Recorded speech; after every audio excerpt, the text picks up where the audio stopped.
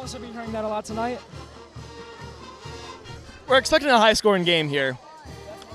We're expecting, well, maybe a shootout a bit. It'll be interesting to see, though. It's fun to... You want a fun, offensive game of football, I feel. I think it makes for good viewing. The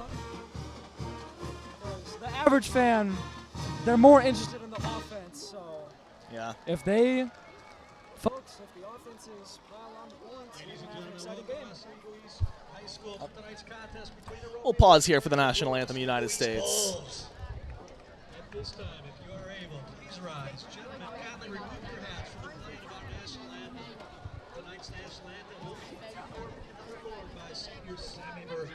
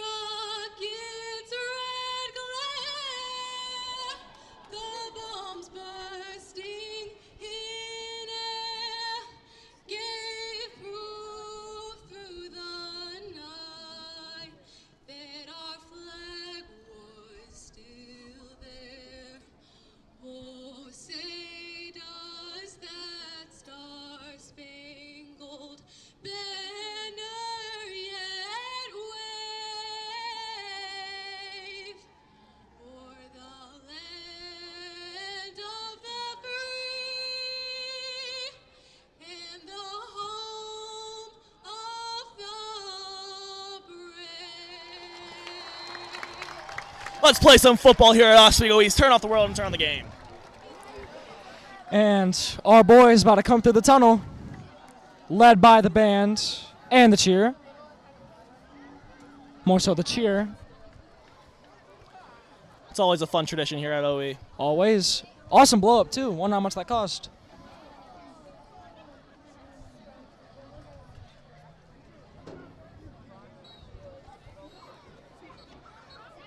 Ladies and gentlemen, on your feet, it's homecoming 2025. Let's introduce the 2025 varsity Oswego East Bulls. Let's play some football. I'm looking forward to this one. What are you thinking? I'm looking forward to it just like you are. It's go time. As out come the Oswego East Wolfpack.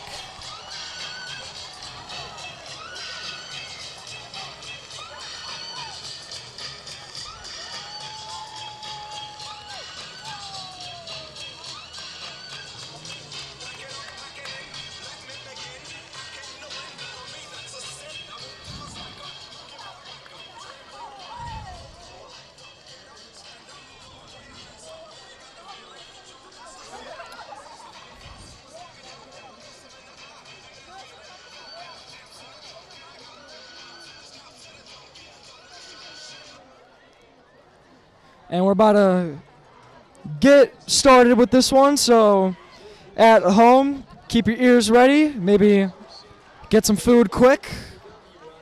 Maybe a drink to wash that down, because we're going to have a good game. Let's play some football. Looking for a lot of action. It's a beautiful 78 degrees and pretty dang clear. It is gorgeous. A gorgeous night for football. This is football weather.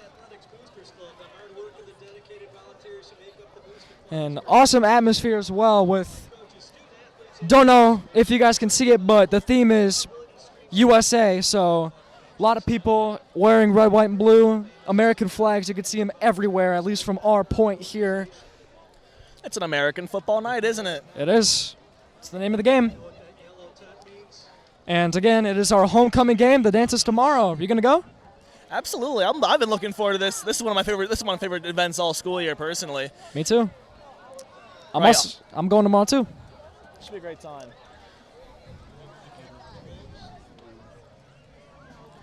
Oswego East looks to kick this one off here.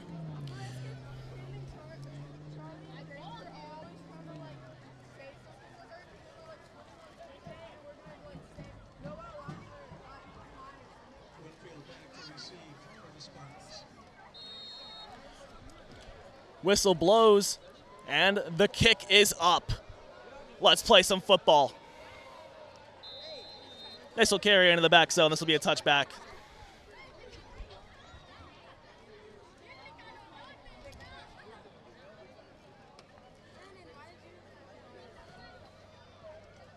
So that brings up our first and 10 of the game. It'll be the 1st and 10 for Romeoville on their 20-yard line.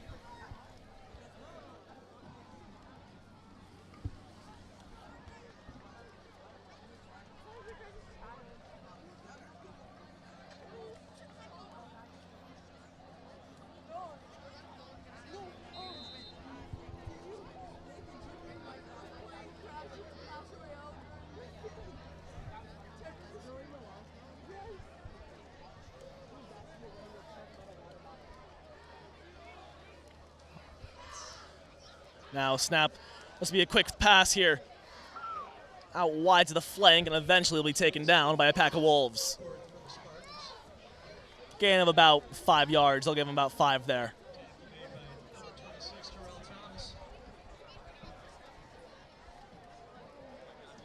Brings up 2nd and 5 for the Spartans. You know what?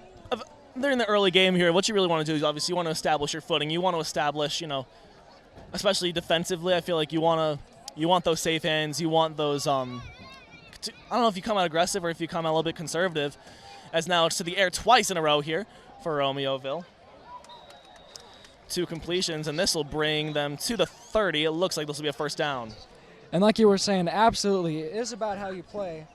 The mentality that you play with is arguably more important than how you play. That establishes your passion to not only win, but it establishes it for the game of football as well. That mentality of, all right, we're going to go out here and we're going to try our best to win this game.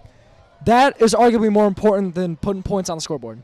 All right, so if you're Oswego East here and you're starting out, what are you looking to do here in the first quarter of this game? Will be on the keep, and he'll be tackled by a pack of Wolves in the backfield. This will be a loss of maybe about 5. You want to get momentum quick, and if you carry yourself fiercely and you get those touchdowns and those field goals, tackles, everything, you will have your excitement behind you and the crowd noise behind you and energy. You will have energy. That's very important. Jack Ponto credited with the sack there, the junior. Now quarterback on the keep. Quick pass to the air. It'll be complete. Up the gut, and this will be taken down with a gain of about 7 or 8. Nice passing from Romeoville so far this game. 3 completions. Yeah, but this brings about, 3rd and a little long, 3rd and 6 here from the 34-yard line. A little bit behind schedule. We'll see how they go here.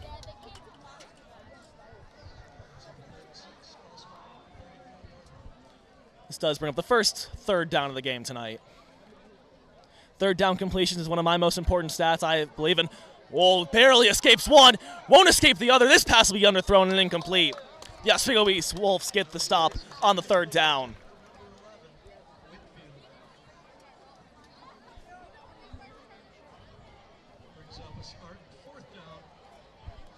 Okay, it's good coverage here from the Wolves, and obviously very effective pressure.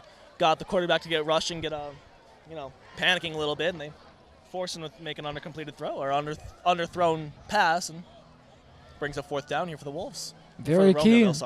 Very, very key. Establishing that defensive pressure.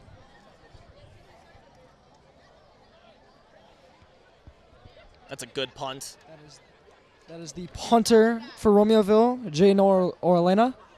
This will roll all the way down to the 10-yard line, it looks. That's a really solid punt. And Wolves going to have a long way to go. Yeah, they'll start this drive on the 12-yard line.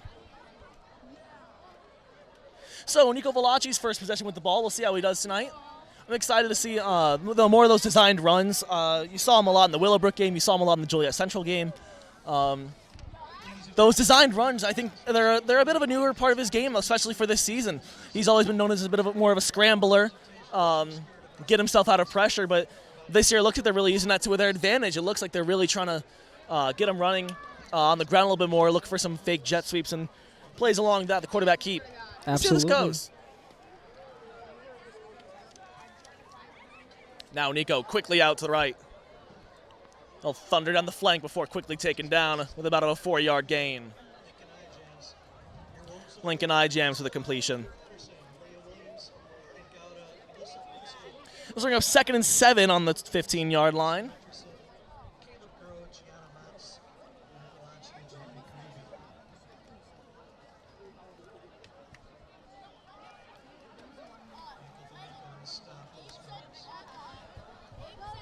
About 9 minutes to go, only 3 minutes through. Now this run up the gut. Good amount of distance there put. Whoa, good amount of distance put in that run to keep him on schedule here to try and get that first down. They will get the first down here. Never mind. First and down in the OE's 24. Josiah Watson, you go back to his game against Willowbrook. Obviously, it's a few weeks ago now on his birthday. 208 yards, 2 rushing touchdowns, completely dominant in that one. I had to see that in person. It's just incredible performance. You really want to see what he can do today as he punches this one straight down the middle. He's wrapped up quickly, though. Awesome run game from Oswego East so far tonight. We'll see how that holds up. They'll get 6 on that play, though. 2nd and 4, keeping them on schedule.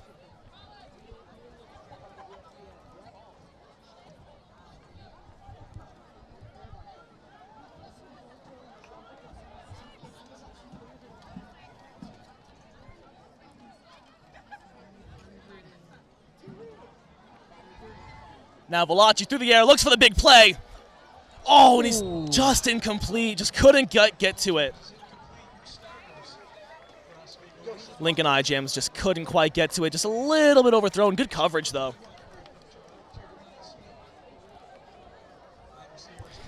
I believe Jeremiah that was Smith 24 on Romeoville. Demir White-Campbell, great tackle. Not tackle, excuse me. Great coverage from him.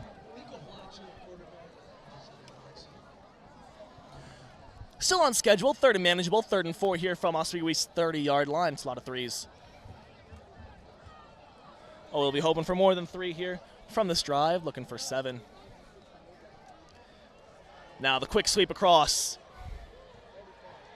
They're not going to get the first down there across the right-hand side. That'll bring up 4th and 4. And the punt team comes on.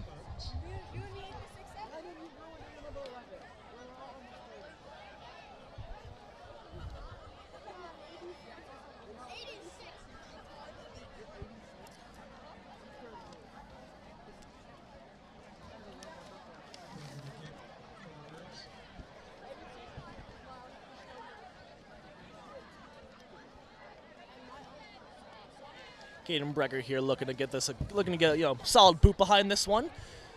And try and pin Romeoville as far back as he possibly can. It's not going to quite get all of it, as this punt will eventually come to rest. Oh, it's still a pretty good punt around the 16, 17-yard line there. Good punt. And this guy is unbelievable at kicking the football, and there's been a few times where I swear I've seen kicks go up from the 50-yard line and they've looked good through the uprights. What a leg. And going back to that Willowbrook game as well, special teams, they were able to pin a punt back all the way down to the 1-yard line. It was just, and through that, through pinning them back there, they were able to get an interception and recover a fumble, and eventually punch in for the touchdown, which would be Nico Valachi's rushing touchdown that game, in their dominant win over Willowbrook. So, special teams, I feel like they don't get talked about enough. I feel like it is a super important part of the game, and a good or bad special teams can make or break you. So, just a little bit of a spotlight for them. Absolutely. It's very important to get an extra 3 points, and also to get your opponent down pretty far distances so you can set up that pressure. And yes, a good special teams very commonly is reflective of your team. A bad special teams can eliminate you, and as a Chicago Bears fan, I've seen that many, many a time. Seriously. Right, Romeoville will start this drive, 1st and 10 on their 32-yard line. Now the quick snap and brought away, but a great tackle there. Means not a lot of yardage given up on the run.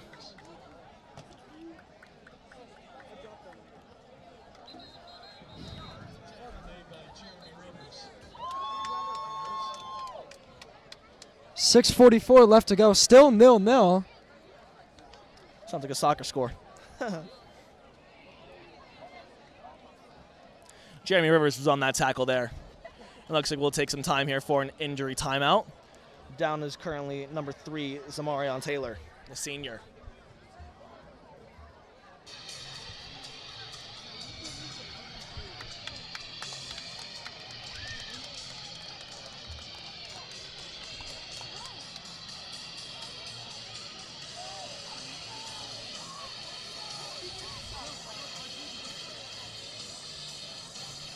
Still a bit of an even jostle here in terms of control of this game. I mean, both defenses have been done pretty solid. Obviously, Romeoville allowing that run game to get a couple of more first downs, but Romeoville's defense allowing East to get a couple of more first downs there, and it's something something to look out for. But right now, it just feels pretty even as this brings up 2nd and 9 for the Spartans.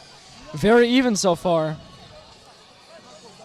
Not a lot of momentum shifting towards either side until the ball is in the hands of the offense. We'll see how Romeoville can live up to that.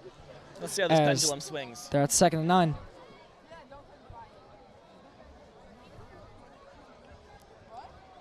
Snap, quarterback will keep it. Through the air. His pass is broken up. On that number 12, Carter Dunbar breaks up this pass. Intended target 21, Kobe Armstrong, the junior for Romeoville.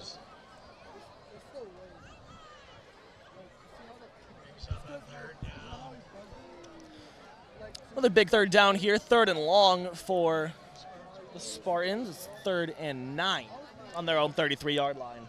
Another 3rd down situation. We've seen a lot of these so far this game. Goes to show how much effort they're putting in defensively. Oh, and almost getting the quarterback. Will force an incomplete pass. This is incomplete.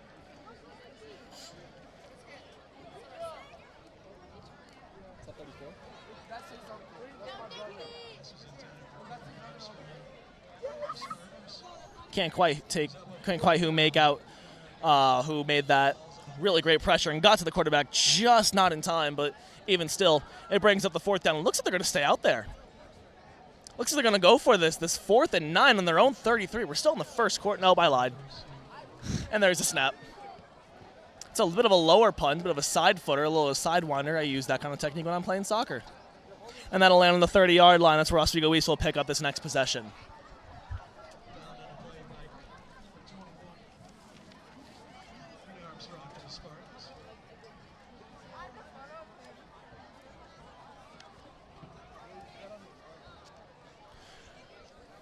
It's definitely a fun energy here at Oswego East, here at the football stadium. It's an entertaining game, obviously, so far, and you have homecoming tomorrow. Obviously, it's been a very fun week around here.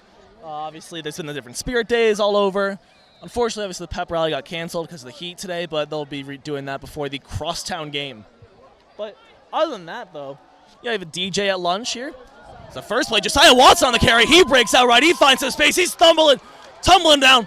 And eventually will be run out of bounds around the 25-yard line, sorry. Good run from Watson. He's so evasive. It's so hard to bring him to the ground. Man, you go back to that game against Willowbrook. You go back to really any of his games, and you just cannot bring him down. It's a trailblazer.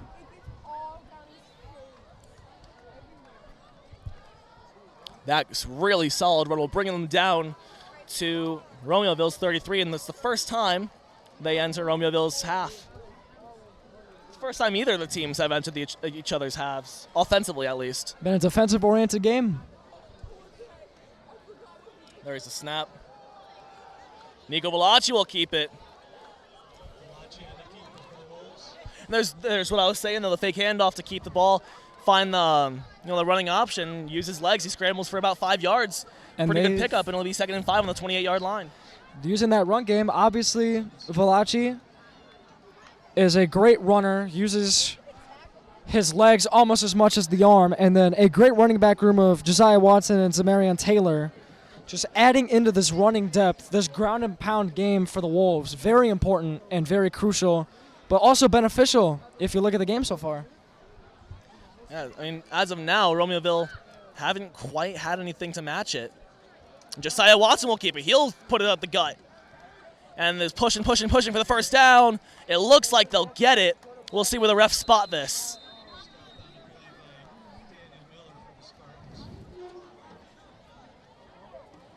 They'll say he got it. And it'll move the chains down 10 more yards as they enter the red. Oh, they're just outside the red zone at the 21-yard line. 1st and 10 for the Wolves.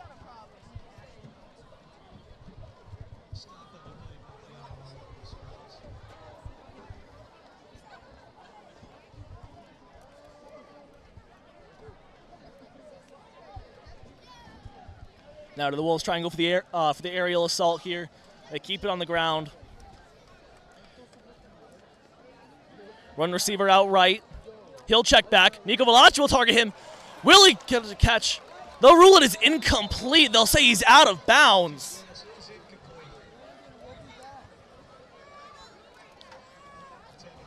Nice pass from Velacci.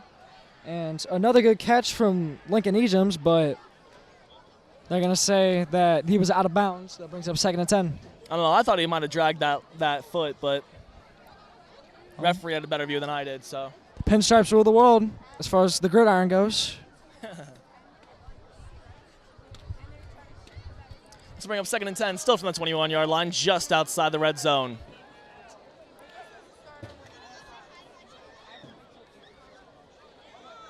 Josiah Watson will take this up the main street. He'll find some space. He'll break a tackle. He'll be taken down just outside of the goal line. This is 1st and goal from the 1. And again, it's that pounding running game from them and from the Wolves in general, just shoving it down Main Street. 3 words, ground and pound. They'll try and push the one, and they'll get it in for the Wolves. Touchdown. Oswego East strikes first here on homecoming night. That's a Wolves touchdown by number 2, Josiah Watson. He'll add to his tally this year. Have yourself a season, young man.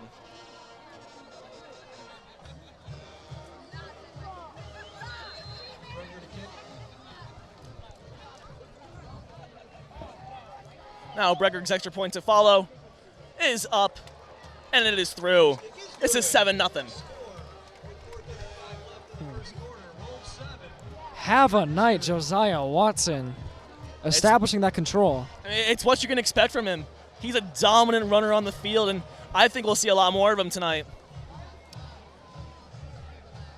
Wonder if he has any plans on playing college. You should. Fight song blaring out across our stadium. Call me biased, but I think it's one of the better ones in the area. I do.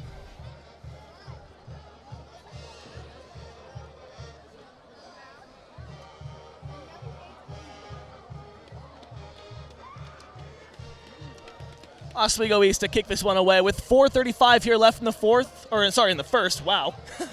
It's 7-0 Wolves. We're not to the 4th for a while. Hey, I take it here, though. 7-0. I'll take a win. A win is a win. I'm a rational fella. I think a win goes in the win column no matter what, and there you go. Uh-huh. Shutout as well. Word. Preach. Let's see if they'll be able to keep this up. As Cheer gets down to do the push-ups and Dance gets to do their kicks.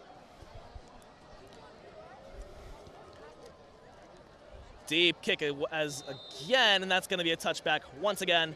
Romeoville will start on their 20-yard line. Looking to reply somehow. Oswego East defense looking to stay dominant. They've been getting to this quarterback a couple of times here, forcing a couple of poor throws, forcing a couple of putting the pressure on you. You wonder what can they do here throughout the rest of at least the quarter. Yeah. Good job trying to secure those pressures. And also from the offensive line for Oswego East, deterring pressures away. We have not seen Nico Velacci get pressured that much tonight. Good job. You hope to keep going into this in the next possession. Oswego East on the defense here. Quarterback will keep this spread out wide to 2. Evades one, can't get past the other. He's taken down by a pack of wolves. With the catch was number 2, Romeoville, Josiah Duckworth. If I had a nickel for every time there was a player named Josiah here whose number was 2, I'd have 2 nickels, which isn't a lot, but it's weird that there's 2. Josiah, if your name is Josiah, give yourself a pat on the back because people are carrying your name right now.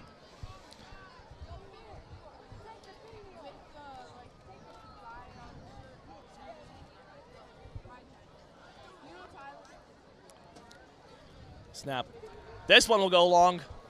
That's going to be a flag for pass interference. You can see that one from a mile away, the shirt being pulled here. That's going to be a gain for Romeoville. That's on Jamar McKay. This looked to be a mental lapse. So they can respond from that. Very, very mental game. That's only 15 yards if I'm not mistaken.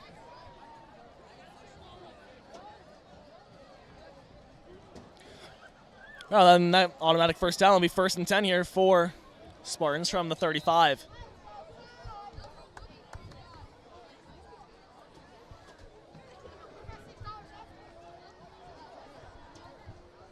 It's a full stadium here, full packed house tonight. Especially on this home side. I mean, obviously you wouldn't want to miss homecoming game. It's always the most. I think it's one of the most fun atmospheres to get to as quarterback. Keep this now under some pressure. Escapes to the right. His pass caught and completed. To number 11. Quarterback took a hit.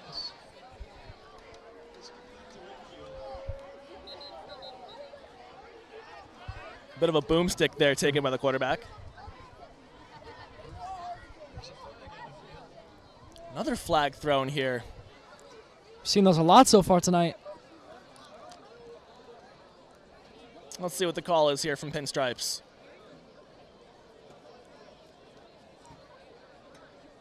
This is the referees discuss it. Take a picture and you think it's a zoo. You got 2 zebras sitting next to each other. Checking it out time here. 3:40 left. Well, the call was against East, but the penalty will be declined. Huh. It was a holding call against East, but Romeoville chooses to deny as they get the first down anyways. Never mind, I lied. They accepted. This will be replay first down here again from the 35. I was going to say, don't know why they wouldn't take the penalty. Or there was offsetting. I think I might have missed that. Yeah. Because, again, we're replaying first down here from 1st and 10 on the 35. I'm going to assume there was offsetting penalties.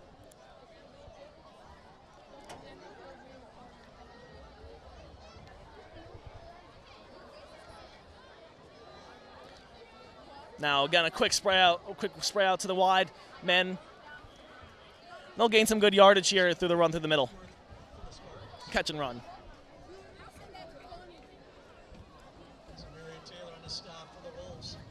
This will be a 2nd and 6 from the 39-yard line for Romeoville.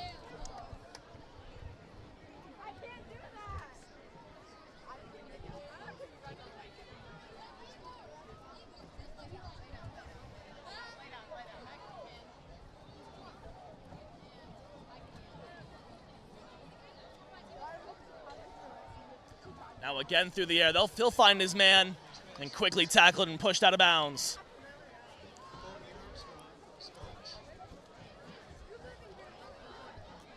Keeps him on schedule. This will be about 3rd and 3. 3rd and 2. From the 43-yard line with just under 3 minutes left to go in the first. It's been a bit of a slower pace game here tonight so far, at least. I mean, it's been a very technical game, it feels. I mean, you had always ground and pound drive just last one, but other than that, it's been a bit of a slower game. You have Romeoville mixing the aerial assault with quick passes and the ground game a little bit here and there as quarterback will spread out wide. And the pass is batted down. Pressure was there. It was coming. This will be incomplete. This will bring up 4th down, 4th and 2 here. And it looks like they'll go for this. Quarterback stay on the field. We'll see. And yeah, they're going to try to They'll try and convert this 4th and 2 here. maybe the most important play of the game so far, besides always close up at the goal line. Let's see if they can get the. Nope. They're going for a punt. I lied. That's twice they've got me on that. I got to lock in. They got me on that too. And this will roll back into the end zone, I think. I lied. On the 3-yard line is where this will be downed. What a punt. Well placed, clearly. Wolves have a long way to go.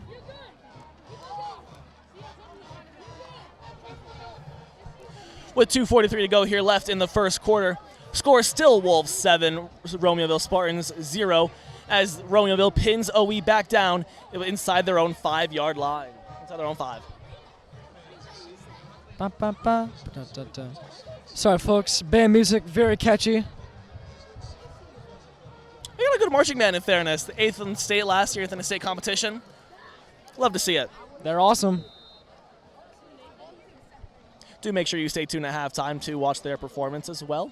Absolutely. Can't miss. Josiah Watson looks like he'll keep this. He evades a couple of men for gaining what looks like about 5 to 6 around that area.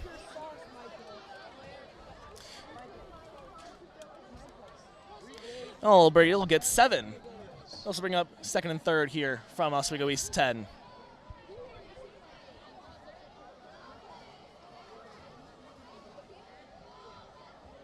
Now the quick spray out wide from Nico Velacci. He's got himself some space. He'll find some more. A Ford finally knocked out of bounds. That'll be Donovan Eason, the senior, sorry. Caleb Patterson, number 33, will be credited with pushing him out of bounds there. But it's good enough for an OE first down. But the 1st and 10 from the 32-yard line. That gives them a lot more breathing room, I'll tell you that. Definitely.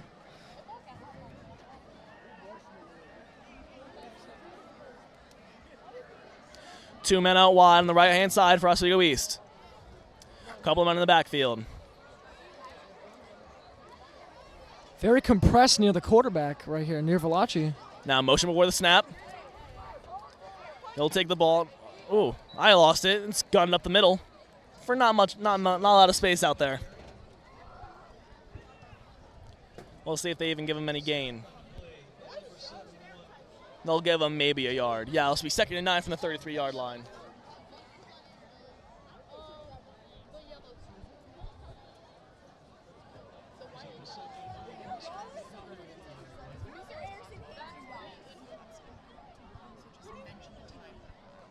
Okay.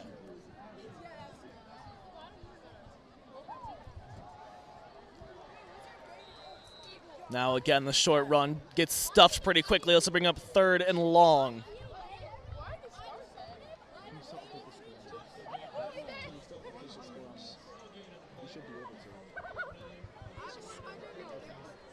That's fine.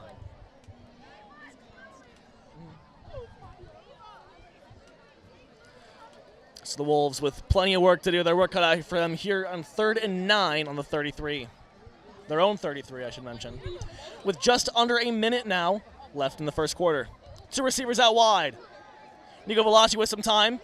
He'll spread out wide for airing this ball out. He's got his man open. I feel like if he can't get it to it, it's just overthrown.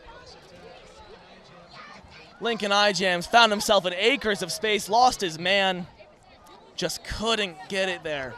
It's a little bit too long. It's 4th and long for Oswego East. Even the middle school section is packed here tonight. Something you don't see very often. It's a full house here tonight. Of course, when we're here in the middle school section, it's full.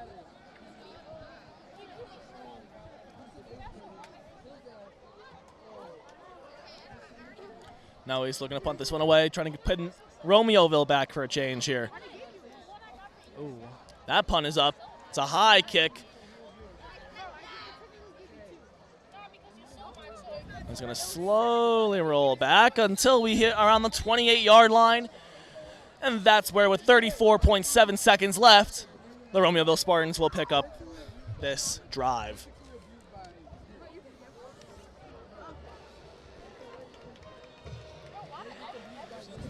And some early signs of frustration, and I just saw on the sideline while the offense were gathering around to watch film, Nico Velacci grabbed what I believe was a headset and slammed it onto the track. Just some early frustration here from the players, and they've got to be asking themselves, considering their errors, how do we evade these, and how can I respond to things like pressures and broken up passes in the future?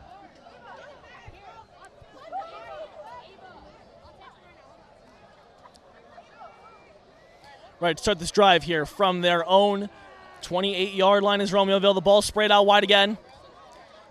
And he's wrapped up and taken down. Short gain, maybe 4 or 5 yards at the most. Not even. Zamari Taylor credited with the stop. Zamarion Taylor, sorry. They'll give them 1 yard here with 15 seconds left and counting. That looks like that'll be the end of this first quarter. 7-0 Oswego East.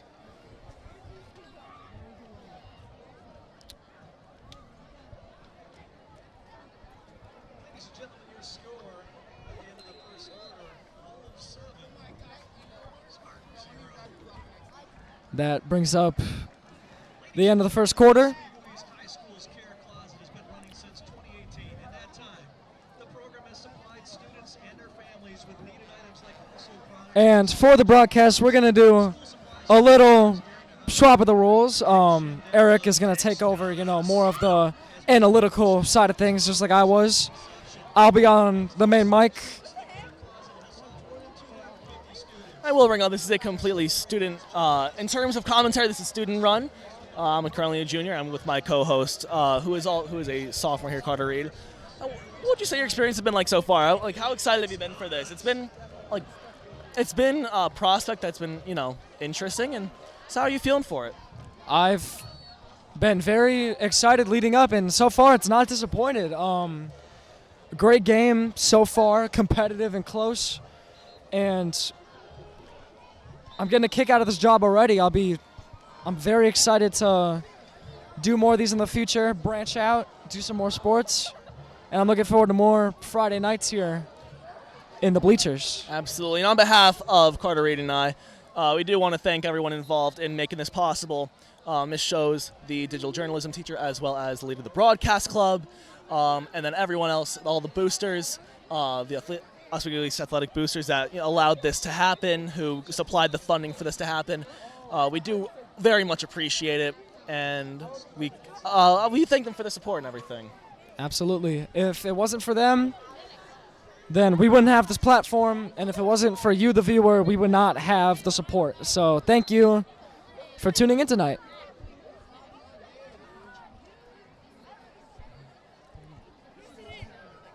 Just underway into the quarter. 2nd and 9 for the Spartans. Richard Conley with the snap. Up the gut and complete. Good zone coverage right there from the Wolves. Flag is down on the play. Let's see what these Zebras think we're out here. Looks like personal foul roughing the quarterback. Roughing the passer, sorry. And this is going to go against the Wolves. That's going to move Romeoville up. Gives them some breathing room as well. Should be 15 if I'm not mistaken as well. We'll see. Started at the 29. It does look like 15. It appears it'll be enough for the first down as well, the automatic first.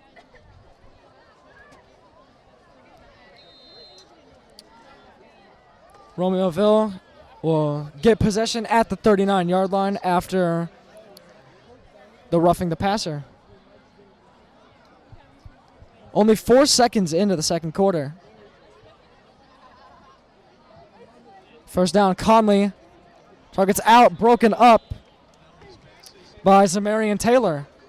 A strong arm way to bat that down. He read that all the way, though. You saw it was good zonal coverage. It was good coverage in general. Absolutely. Not much getting through there, to be fair. Basketball-esque with the block.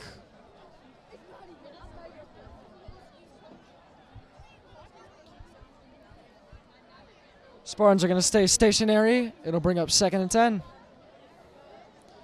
Clock moving slowly. Now we're 8 seconds into the quarter. Very choppy, slow-paced moving game.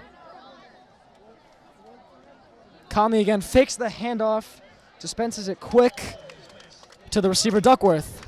And already, you've seen that many times. You've seen him fake that handoff and distribute out wide to number 2, and it's something probably the Wolves might have to look out for. So far, they've read it pretty well.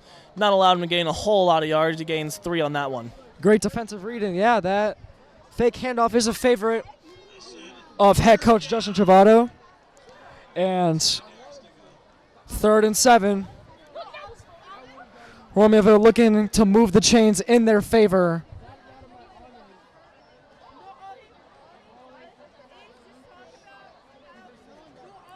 Play clock still moving down. Conley. Spence's out. Pass is caught by Kylan Winfield. The question is, how much does that move the chains?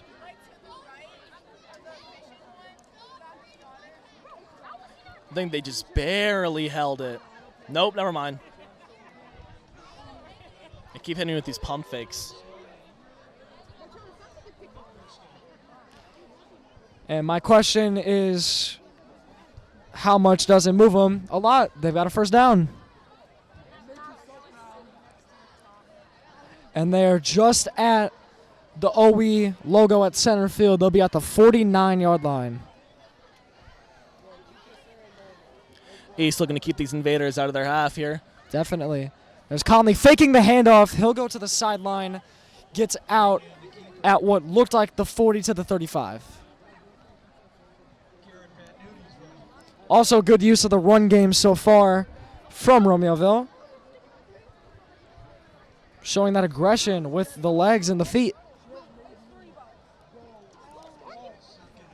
Gain of 2, 2nd and 8 will be next up for Romeoville.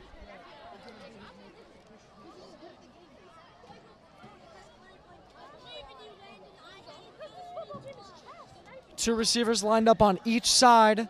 The Spartans. Conley gets the snap and does get the handoff. He's stuffed there.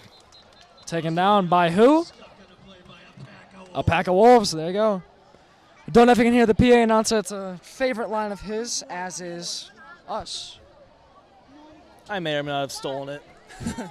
It's a great line, to be fair. It's a good one. When you have a mascot such as, the Wolf Pack, come on. Another 3rd down situation upcoming for the Spartans, and they've been getting themselves into these a lot.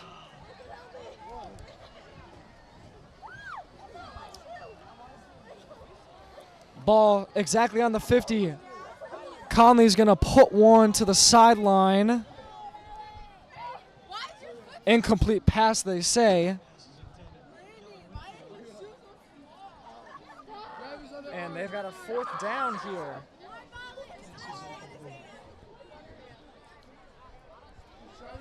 And this possession from the Spartans is also reflective of how this East defense goes. Just not letting their opponents get very far in these far yardage situations and marching down the field, not letting him get much. And Conley's out there to punt. I think that's what got me the first few times is the fact that I guess their QB is also their punter. And they got room to run. Block and there he goes. He's found some space, and he'll be taken down.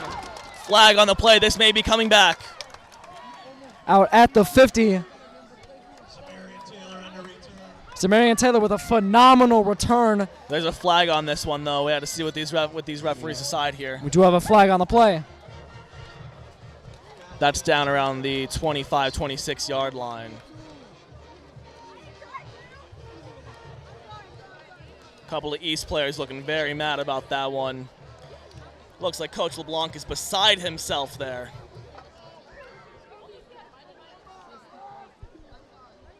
And a couple of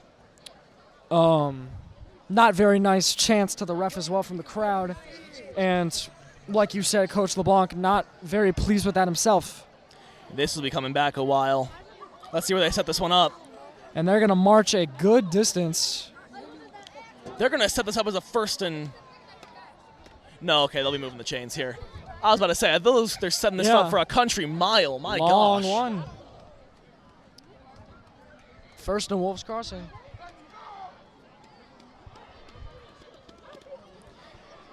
And they'll put the ball at the 34 for Nico Valachi and the Wolves offense.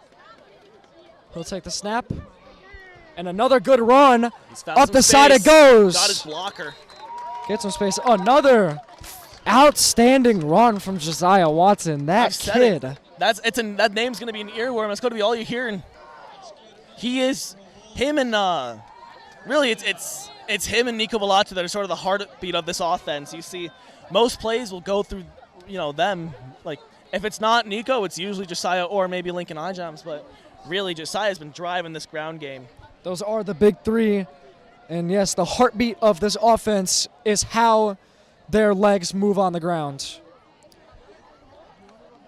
To take another snap to Watson again. And he gets good move.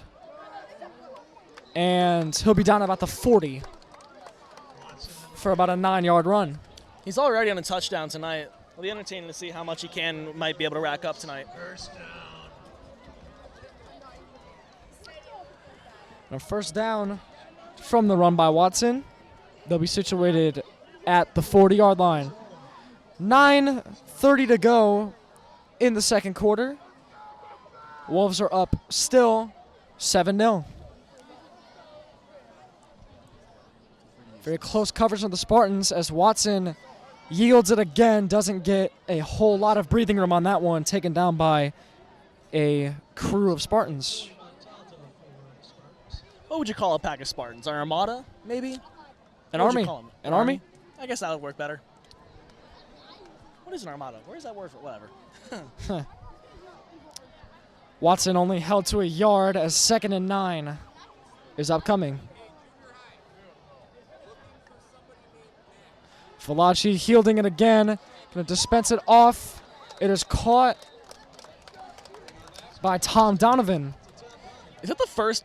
That might be the first positive pass that he's completed today. I mean, he's thrown out a couple of sidewinders, but in terms of positive yardage, That might be, and that just shows how good their run game is. They're relying on that a whole lot more than the passing game. yeah, they haven't really needed to go through the air very much so far.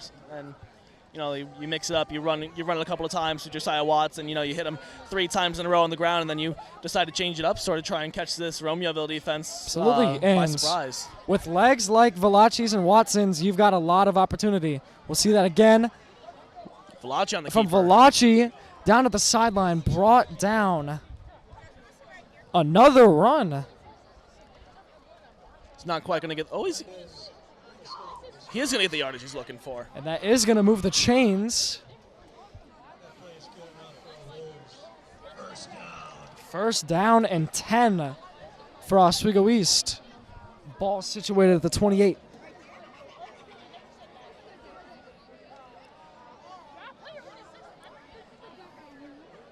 It's a great atmosphere here at Oswego East.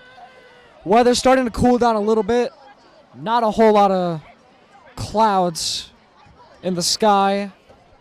Yeah, Chris really Weather. bright moon as well, piercing through the sky, shining right down on this field. It's almost cinematic. Valachi is going to heave one towards the end zone. That one is picked off. Well, they'll wrestle for it on the ground there. We'll see what this comes out to Little be. fight for it. Romeoville thinks they have it. And they do. There's that Romeoville defense showing up. That's Caleb Patterson, number 33. The junior on the Spartans credited with the interception. Again, Lincoln Ijams for the intended reception there. It's not a terrible pass. It's a little bit too telegraphed, it feels. Just And I mean, to be fair, it is very good coverage. Mhm. Like the route was ran well. The pass was well placed. It was well covered. And it was a matter of whose hands were in prime position to snag that football. In the case of that, it was Caleb Patterson. At the 5-yard line for the Spartans, they've got to march this troop up the field. They've got a run play. Conley, that'll move the chains slightly.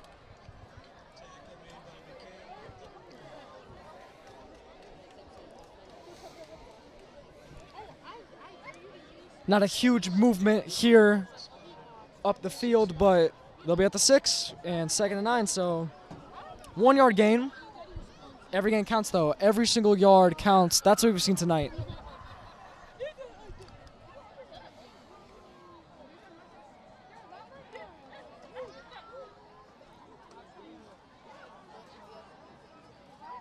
Taking the snap again, it's Conley.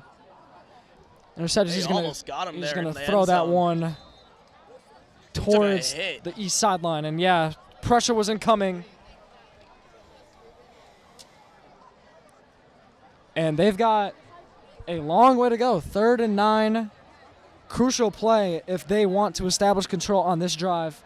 They had the momentum after the pick, so we'll see how the offense can respond on this 3rd down. You might say they have a long way to go and a short time to get there. Oh, a flag will be flown now. Whoa, flag will be thrown now. Intentional grounding called on Conley. And it's going to be ruled a safety. That's 2 points for the Wolves. And that'll add 2 to the scoreboard. It's 9-0. I didn't even see that one coming, if I'm going to be honest. I was going to say something, but I didn't know if I was right, so I just decided not to say anything at all. And you know what? Maybe I should have said something because I was correct. It's all right. That means this will be a Wolves ball again, I believe. They should get a safety punt here. That might be the first safety I think I've seen in high school football. I haven't seen it. And down go the cheerleaders again for 9 more push-ups.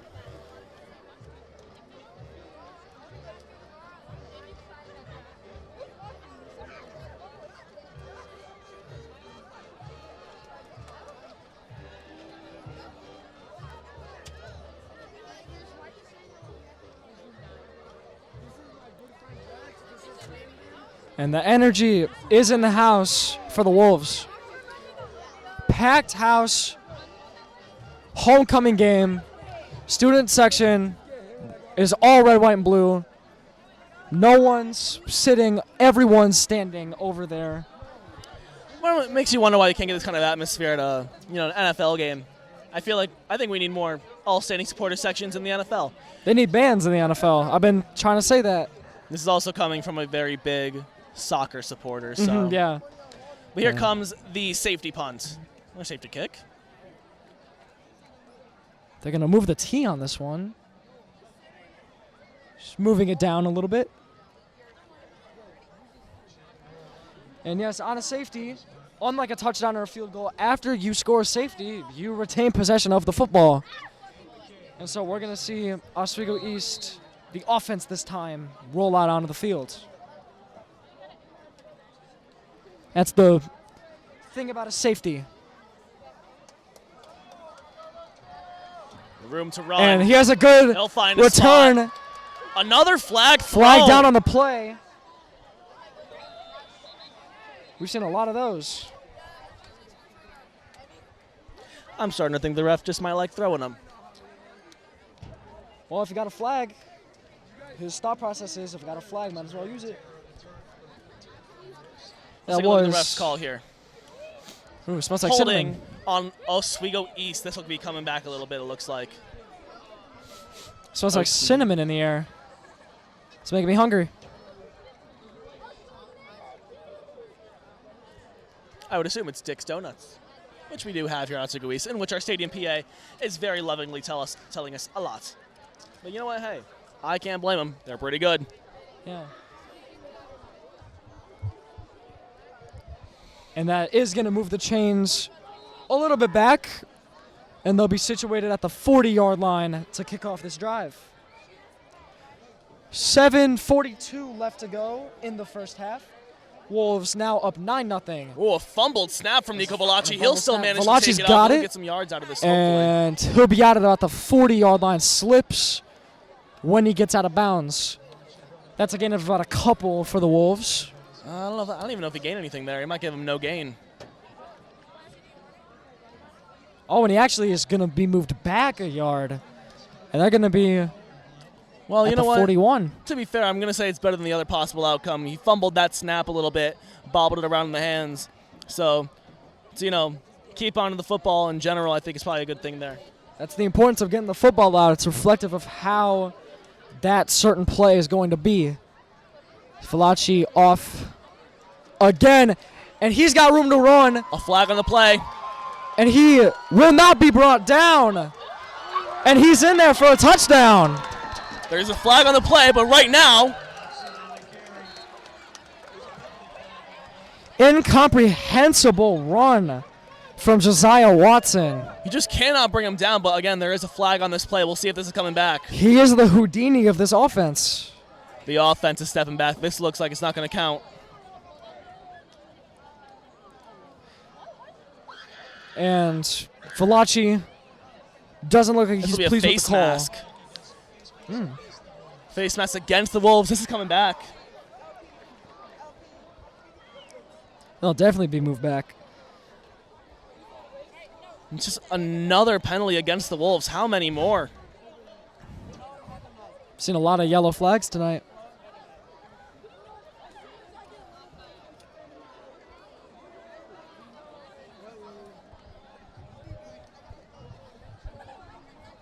Let's see if they can do it again, though. And again, that run just still goes to show the absolute, just the presence that man has on the ground. His ability to just run through tackles and the indomitable human spirit, if you will, just to absolutely not come down. This man. There's that vocab. And yeah, he is fierce. The way his play can be looked at as like aggressive dancing, smooth, elegant, but fierce. Velacci's going to fake the handoff, and he's going to put this one up. It's deep and incomplete. Attended again for Lincoln Ejams, who has emerged as one of the top targets in this offense. How long ago? What are we doing? We're getting it back up?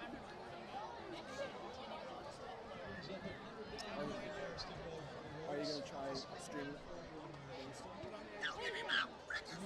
You can just press start stream. Do the broadcast. And where does it say it's down? Sorry, folks, if this is still up, we are currently experiencing technical difficulties. It is our first broadcast, so do expect some trial and error here for the first few weeks.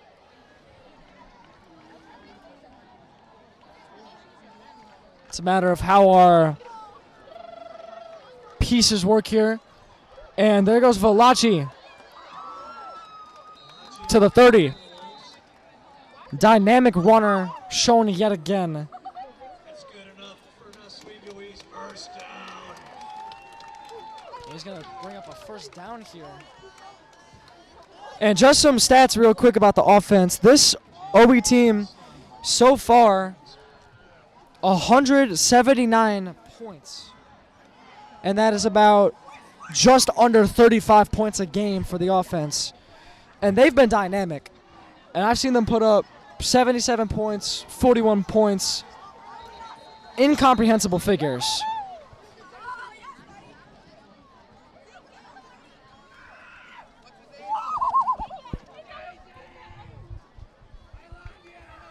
Well, we got 6:41 left here in the second quarter, in the first half in general.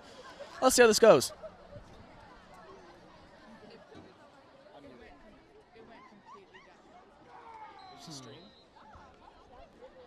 Huh.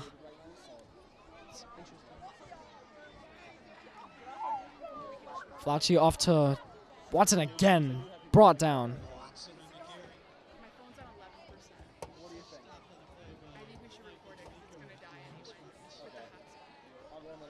Yeah, my mom just texted me and said it cut out.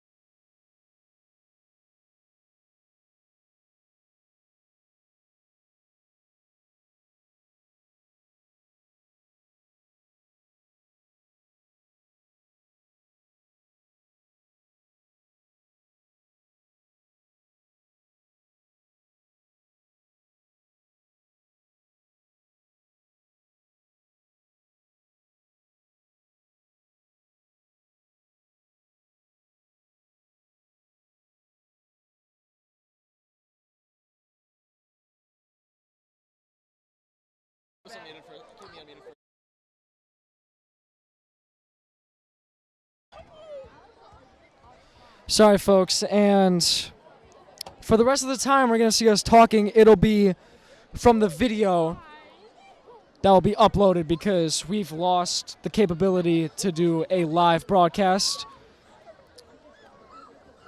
The stream has gone down, but we're still going to broadcast. We'll still be up, and this video will be free to watch as a replay. So, not live, but to you it may as well be.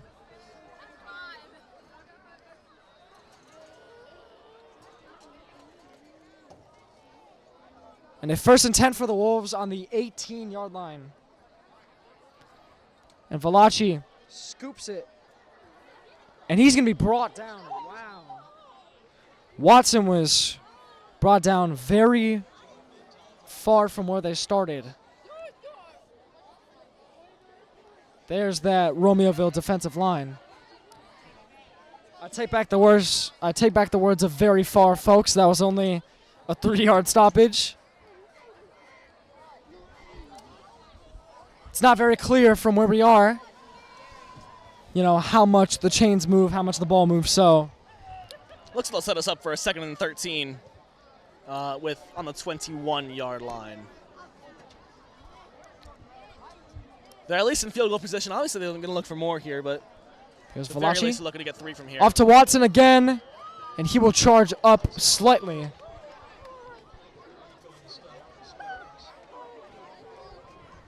And he is a trailblazer, like I've said. What a dynamic runner that kid is.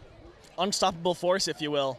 Yeah. This man, like, I'd like to compare it to an otter. Slippery. You can't, just cannot bring him down. The otter, I like it. Let's make that a thing.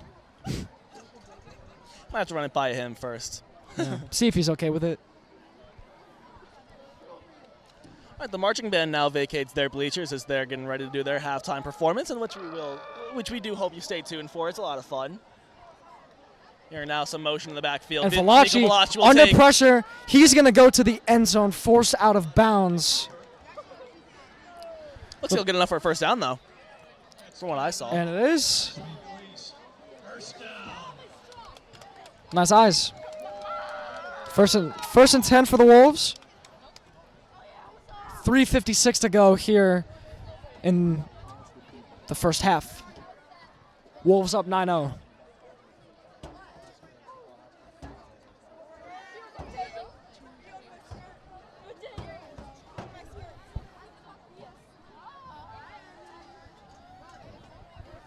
First and goal here for the Wolves. Valachi off to Watson. He's in. Touchdown. It is probable. It is indomitable. No one better on this field than he has been tonight. What a line. Of course, the marching band is unfortunate. Already left the bleachers like not even 2 minutes ago. 15-0 though. Yeah, we're in double figures.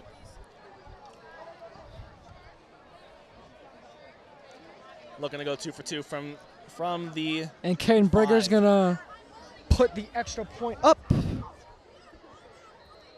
And he parts the posts. Missed it. That's no good. It's just wide left. Well, how can you get to this point? You can get there through 2 touchdowns, a conversion of a extra point and a 2-point, or you can get here through the more improbable way: 2 touchdowns, a missed extra point, a made extra point, and a safety. And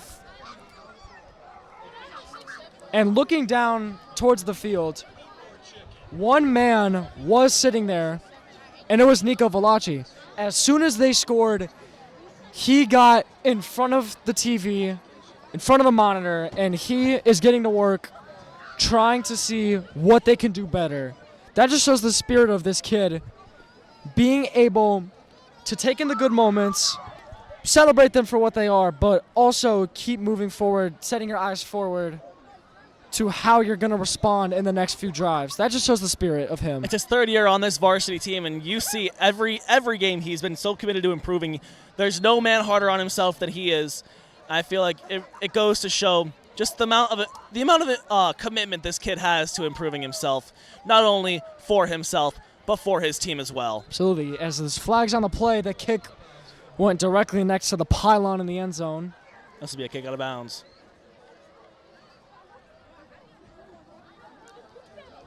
.352 here left in the second quarter. It's been an entertaining game here, Carter. What do you think so far? Absolutely. It's been very entertaining. Good offensive performance, good defensive performance. It's all come together for a pretty good one so far. Exciting times.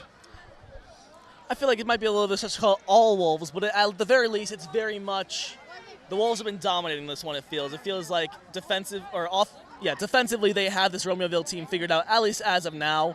Offensively, they've just been Josiah Watson's been really putting the team on his back and just absolutely thundering forwards.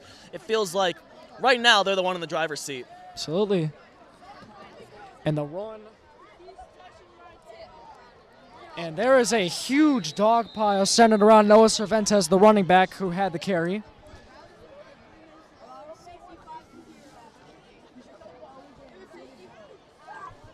He was surrounded. And the Spartans will go on 2nd and 6 at the 39. Just under 3.5 minutes to go in this second quarter. And if you're watching this, make sure you do not skip over the wonderful performance that is coming at halftime. It's a can't miss. If you want a good fine arts program and everything they do here, Oswego East there is really not many better, especially in the area, in terms of everything from theater to the bands, the choir program. It's great. As there's a pass nearly intercepted by Zamarian Taylor, almost picked from him. Almost had me cheering like a fan for a second, or as a fan, I guess I should say it for a second. Got to keep this mic away from my mouth sometimes. 3rd and 6 for the Spartans.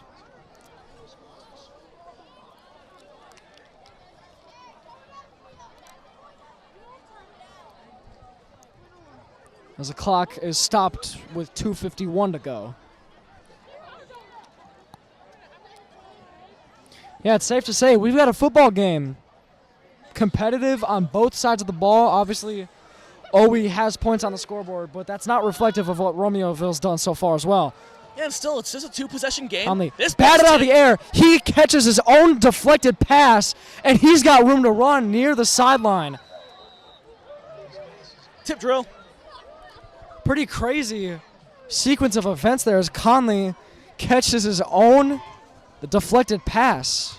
Reminds me, what was it last year when Joe Burrow caught his own pass and ran it in for a touchdown? Yeah, passing touchdown to himself. Something like that, I guess. Yeah. And 4th and 2, and they have not gone for it on 4th down, if I'm not mistaken, yet so far tonight.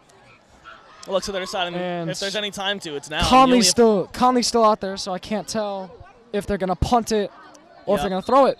The latter was the case, but there's a flag down on the play. This will push it back 5 more yards. False start here. And if they already were going to plan on punting, so that plan is going to stay reflective. And this may change Zamarian Taylor's return up a few yards due to the pushback. They don't have a man receiving the backfield, though, if you see. They don't. Taylor's running back to try to get this ball. They're wary of the fake booted. Looks. And is Taylor going to field it? No. And the ball curved down but came back up to land at the 17-yard line. 2:31 to go. And here goes back the offense, who have been really the stars of the show so far tonight.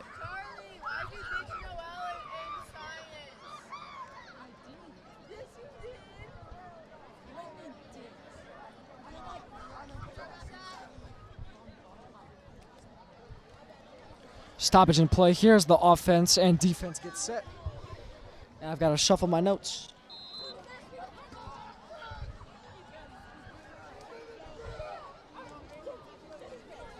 Two and a half minutes remaining. So Valachi fakes the handoff. He's got pressure incoming. And he's going to put one down incomplete off of the hands of Tom Donovan.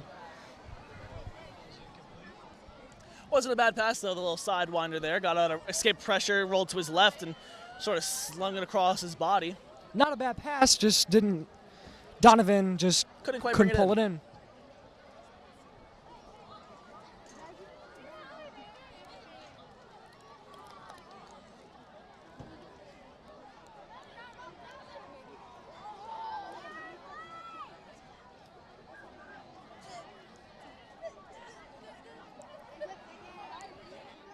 Valachi receives the exchange off to Watson.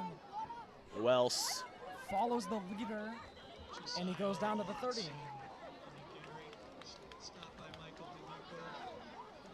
And by now, you might be sick of hearing the name Josiah Watson over and over, but I can't help it.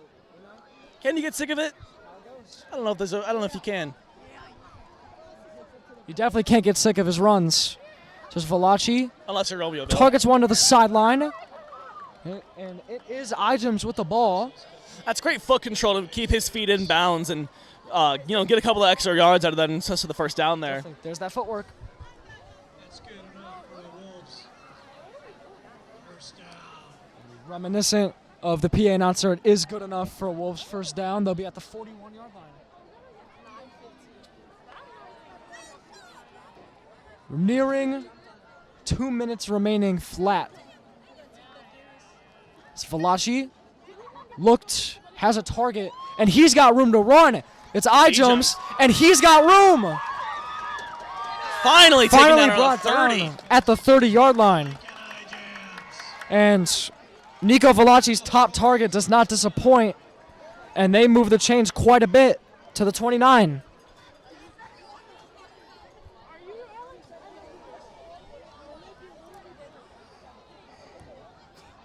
There's that passing attack from Valachi, which hasn't been showcased due to the running dominance that he's had tonight.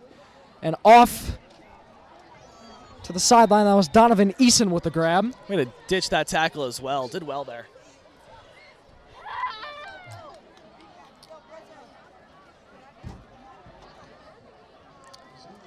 Clock has moved pretty significantly. We're at 1:35.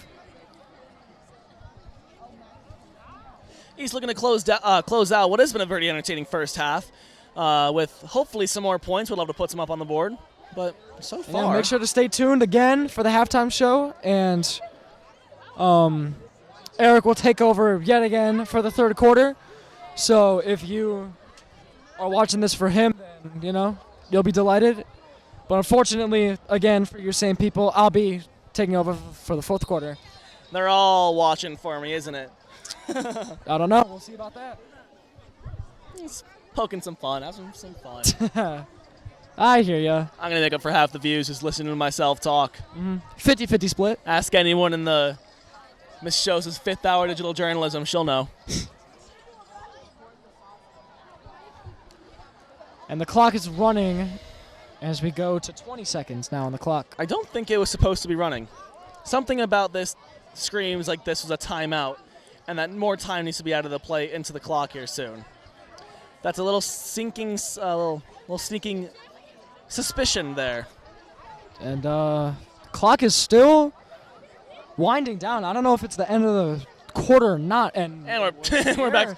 Oh, probably it's the 30 seconds for a timeout. As soon as the thought leaves my mouth, we're still at 1:35.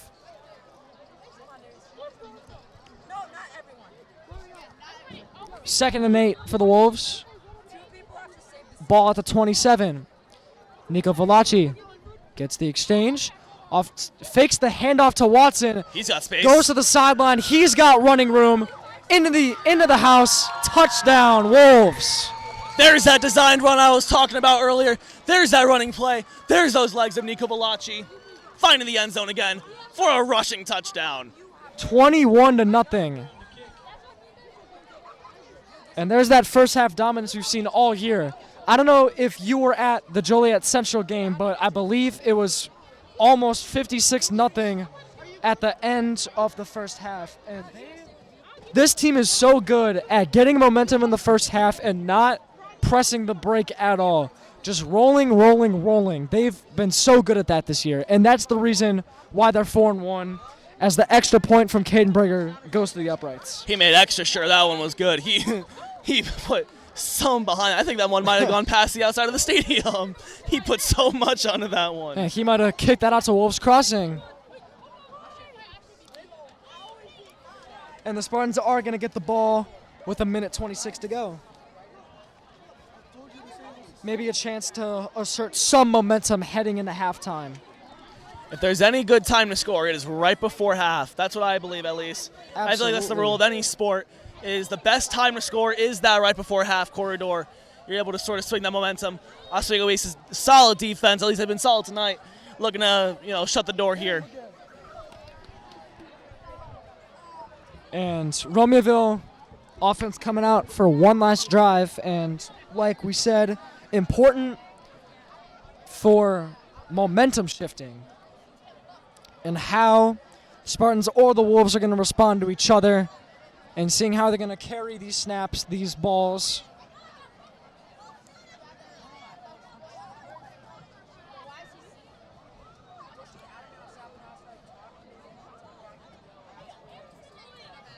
We got 1:26 left. Little huddle for the Wolves. And the pack disbands, and we're going to see a punt.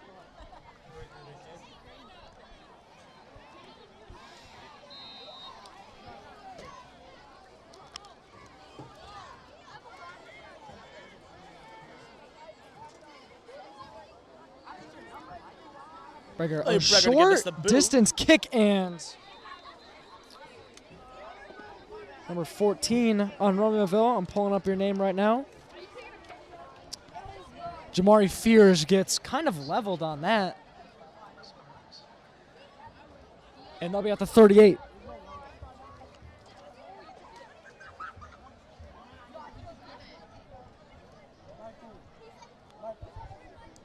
That's like 1 second away from the clock, right at 1:25.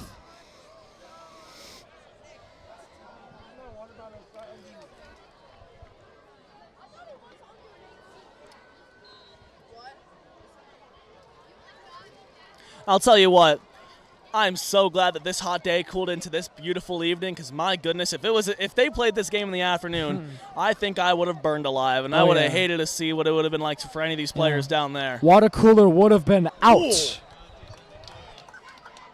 Wrapped up and tossed aside. Wow. That was Noah Cervantes with the carry, and he was swarmed by guess who? I'll let you fill in the blank for that one at home.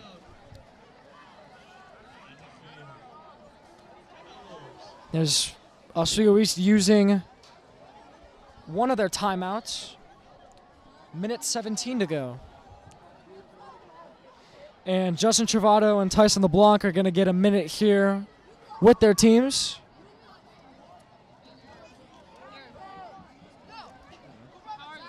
We're live right now, so I'll talk to you at half.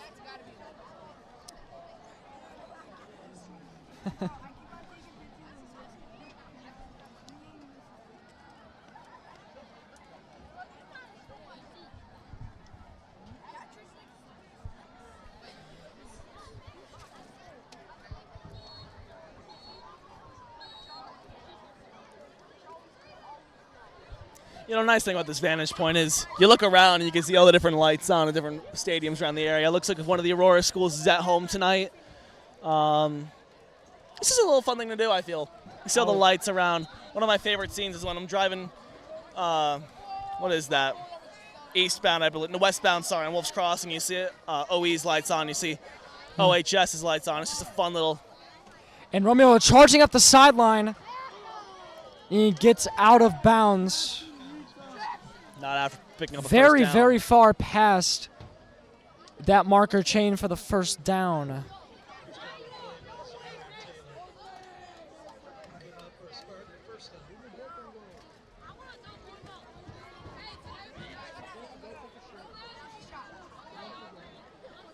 Minute 10 to go. Spartans looking for one last chance before the half ends. And in this situation, if you talk about trying to establish yourselves, this is about as good as that gets. Trying to get their footing in the floor here. Romeoville are going to try another chance. We'll see how it goes. As Conley wins the snap, and he's going to put one up, and just a little too far out there for the hands of Kylan Winfield. It's incomplete.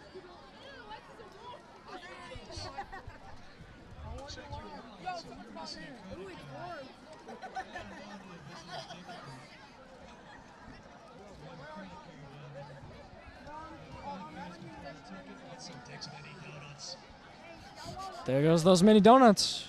I'm hungry myself. Is our stadium PA threatening identity theft now? Credit card theft? Don't let him get a hand on that wallet, on that credit card. I apologize to the PA announcer.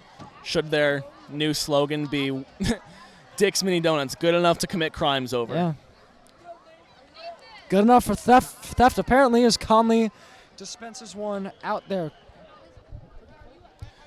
to the receiver, Dexton Tedder. We got just under a minute, 59 seconds, 0.5 left of this half at least.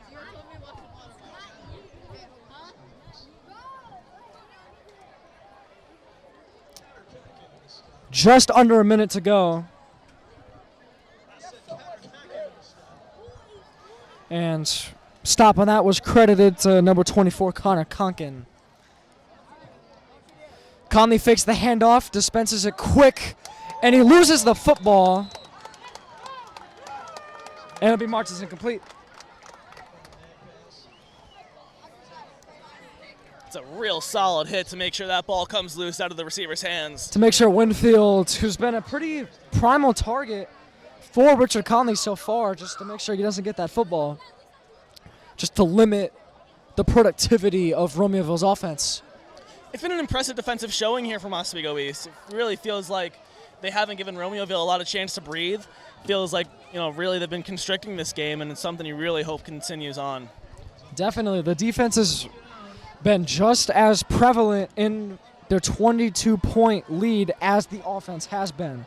And they're going to go for it here. Conley off to Winfield yet again, and he's in the clear. Takes a couple tries to bring him down. And 25, Latarian Thomas, the junior, was able to bring him down.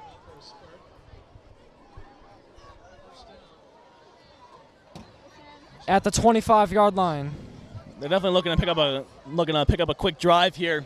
We got 46 seconds left in the clock, which is more than enough time to really do something if you know what you're doing. Well, to put something together if you know what you're doing.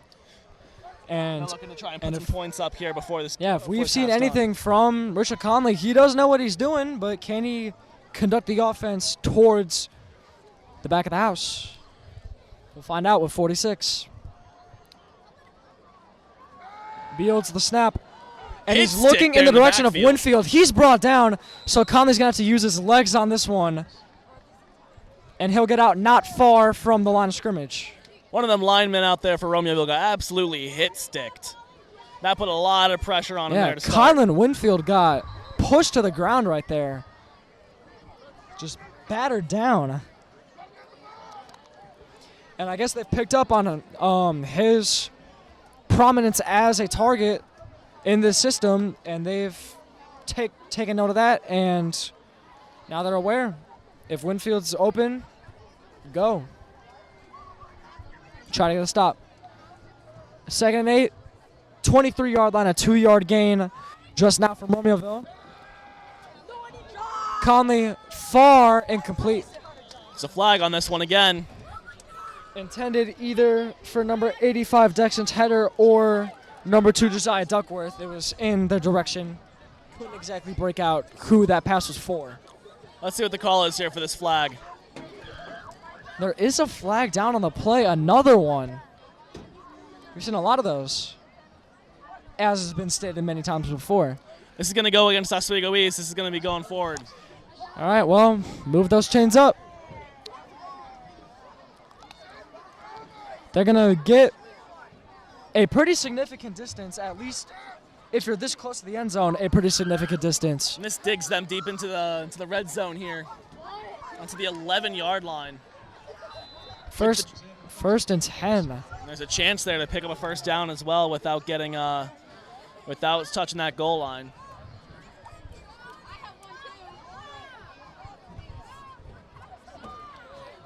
Snap, targeted.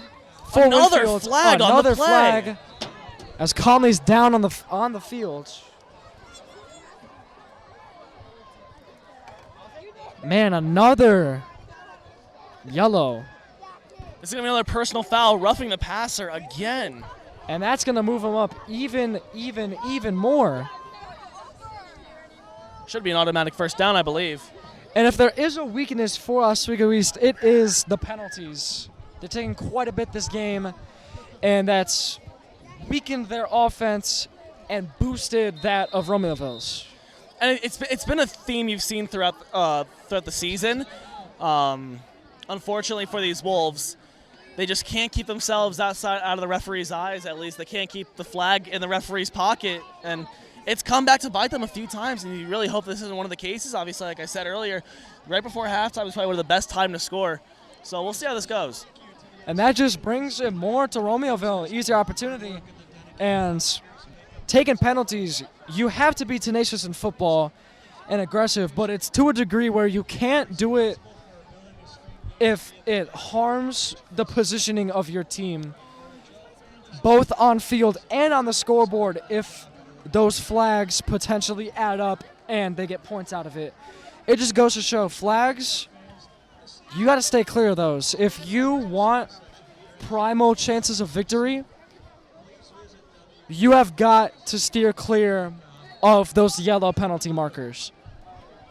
And the ball's on the 5-yard line for Romeoville. Not quite a first and goal. They'll still play first down here on the 5.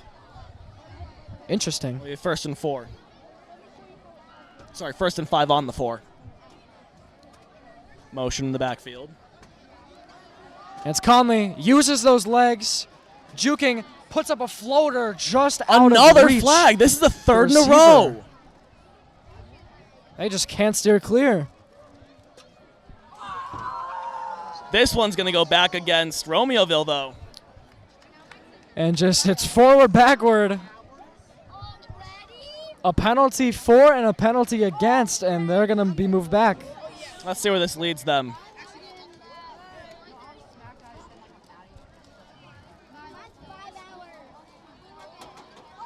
This might bring them back to. Whoa, they go way back. Whoa. No, that's okay. The ball's placed. This will bring them back to. This will be the 16, though. 14, I lied. I can do math. Is that the 14? That's the 16. It looks like the 16. All right, well, whoever's in the stadium, whoever's in the booth needs to fix Well, it. they say the ball's on the 15. And No, it ain't. 26 seconds to go. It's Conley. Pressure coming. Escapes it. Looks fighting, still in bounds, gets out past the 10-yard line. He's not going to get the first down here. Just 20 seconds left on the clock, just under.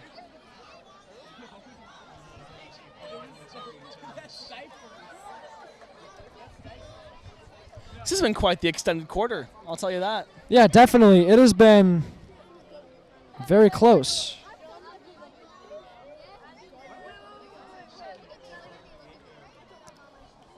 Close as in how the clock has been moving. It's been moving down gradually as, you know, the ball is targeted towards the ground more than it is up. And obviously the flags constantly just adding up. And the pacing of this game is not like what I've seen much in high school football. And they've got 8 yards to go on the 8.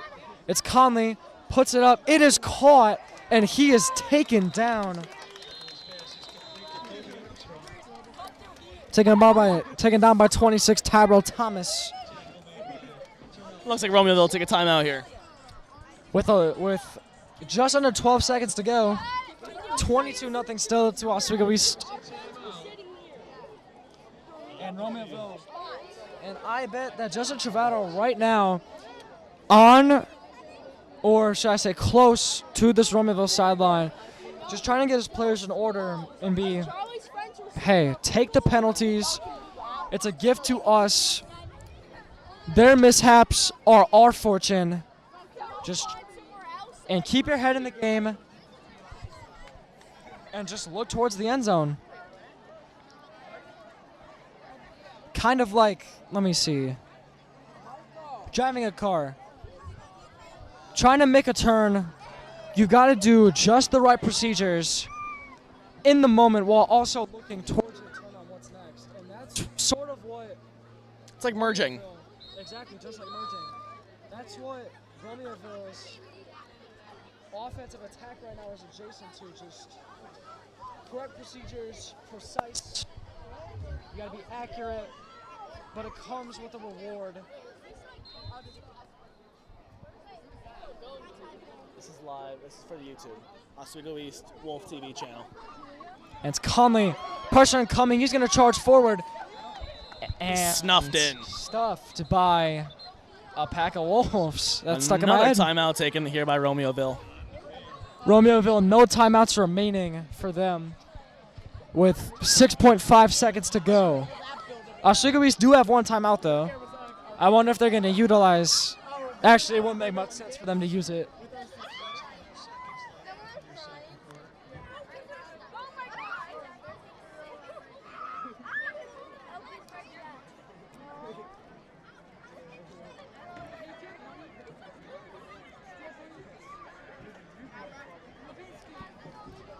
Weather's kind of shifting again. It's gotten cooler.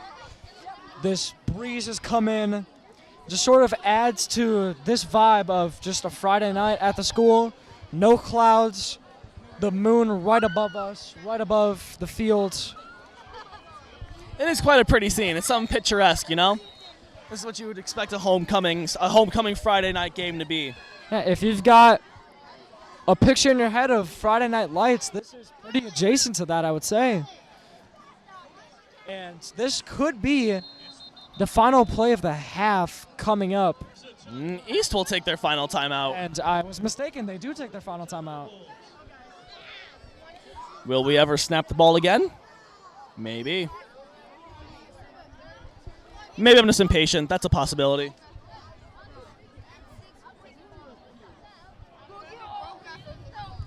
Maybe I need me some Dick's Donuts.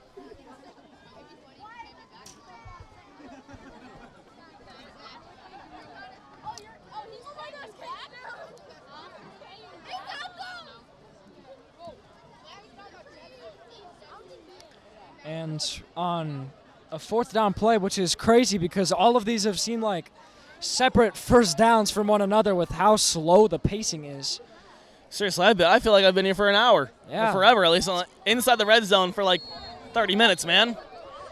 And Romeoville's been staring at this end zone for a while. It's sort of mocking them. And they're accompanied by this defense. It's a long, long taunt for Romeoville. And on, what is the... Oh, they're going to go for a kick here, I'm mistaken. They're going for something or another. Jaden Oriana. It's an odd one. What are we doing to kick here? this one. Yeah, the formation is very weird. And they're going to shift forward now to the ball. Haven't seen... They are still something going like for the that. kick here, it looks like. And Oriana's attempt is up, and it is no good. Looks like it'll be wide right. Wide right. I was about to say good for a second there, but it is no good. I'm going to give it to an eye And doctor. East will take over with 2.3 left remaining. See, me personally, I'm going to throw it back to a little story time here. I haven't told many people this, but last year's homecoming game, Oswego East were pinned down, Oswego East, their defense was pinned down inside their own about, 20 yards, 50 or 10-yard line. And I said to my friend, I'm sitting in the student section, I'm saying, hey, watch this pick six for Oswego East, run it back for a touchdown, trust. Lo and behold, Oswego East gets the pick, and they'll kneel this and that'll take us to halftime, by the way. So the halftime score, Oswego East Wolves 22, the Romeoville Spartans 0. But anyways, they ran the ball back all the way down for a touchdown. And I'm screaming. Obviously this is the craziest thing that's ever happened to me. And I get taken back for like a holding flag or something. I was so mad. That was hilarious. Nice. I was at that game. I don't recall, but I was at that game. Anyways, as the marching band gets set to take on their performance here at midfield, we reach halftime. We'll be back in 15 minutes. Thank you so much for tuning in so far.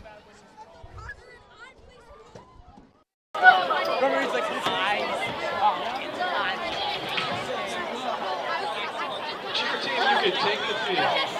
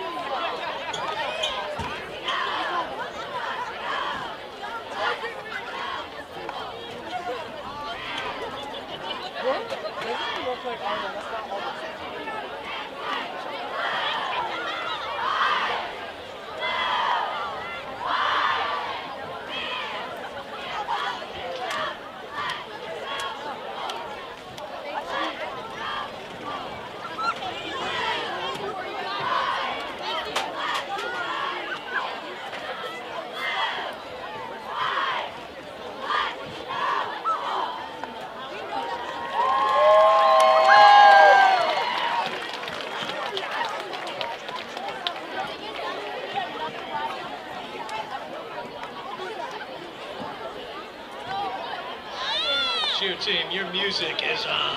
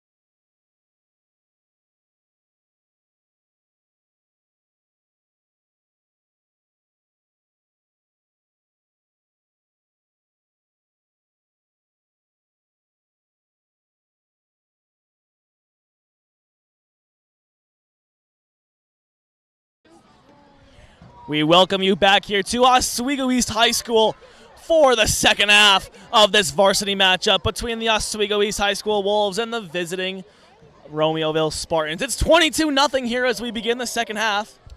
Wolves really dominated that first half. What do you think? Yeah, as far as the scoreboard did, they were dominant out there, getting the defensive pressures, making sure the offense was marching down the field fluidly. They were all over the place.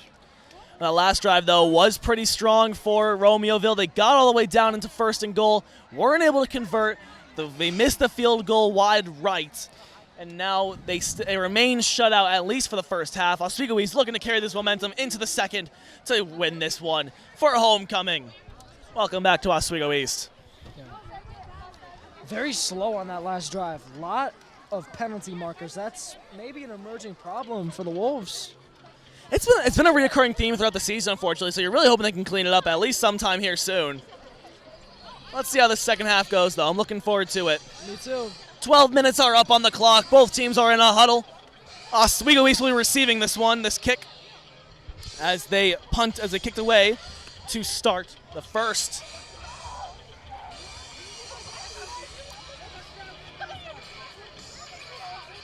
Josiah Watson was my personal standout player of that game, of the first half at least. Definitely. Really good carries. Think he went in for 2 rushing touchdowns, and Nico Velacci had one as well. 1 interception for him on the night for Nico Velacci, and that was a target to E-Gems on the corner of the end zone. So, outstanding play from Watson. Yeah. So let's see how the second half goes. Looking forward to seeing it. On a beautiful, again, what is a absolutely beautiful night for football here.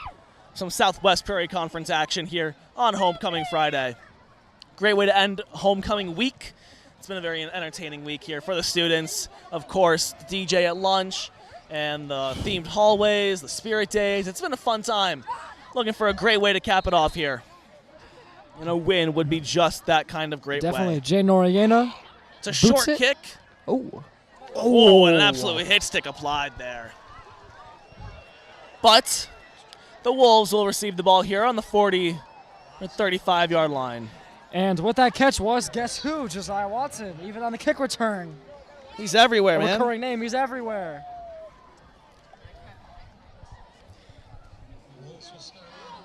There's not a football on this planet that Josiah Watson isn't going to get a hand on. Seriously. I don't think I've ever seen a man with so many targets here. I keep bringing up the Willowbrook game, but that's the game I've studied the most in depth so far. You look back at that one, there was a time where he ran the ball 4 plays in a row, and there's a reason. He gained 2 first downs out of it. He's incredible, isn't he? And this brings up 1st and 10 for the Wolves. Nico and Josiah in the backfield. Josiah will be the one to pick it up. He's under heavy pressure. He'll find a way through, though. He'll push it up the right side and get some more out of it. And a flag's thrown. 2 are thrown. Here we go again with the flags. On the first play of the second half, oh my goodness.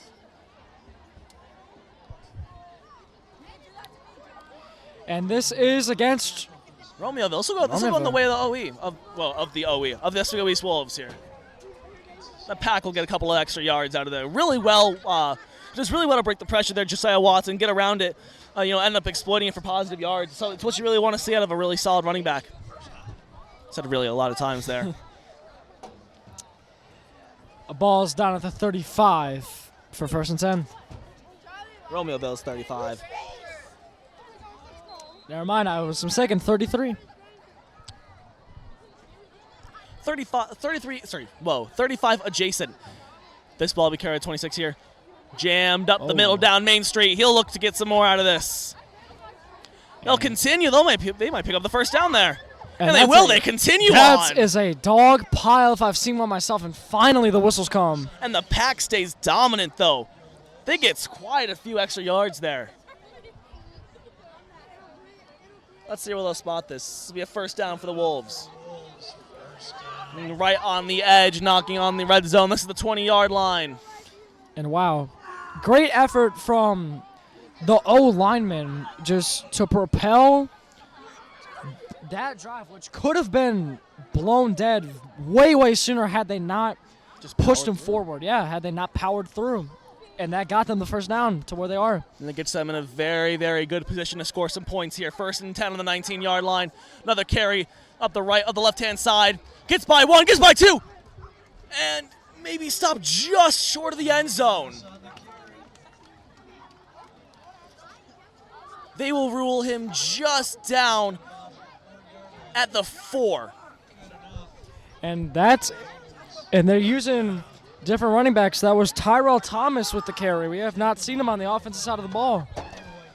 Not yet, at least. Did very well, though, on his first target tonight.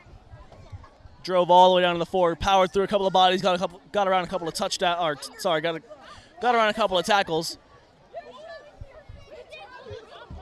It sets up 1st and goal on the 4. Oswego East looking to set the tone early this third quarter. This ball will go to Nico Velacci, who will punch it in for the touchdown. And the Wolves extend their lead to 28-0. Enough for a Wolves. Touchdown.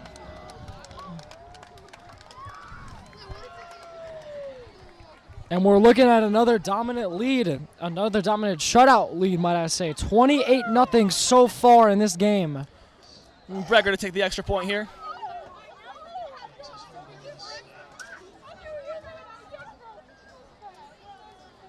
He'll hit it. He'll find the uprights. 29 now for Oswego East.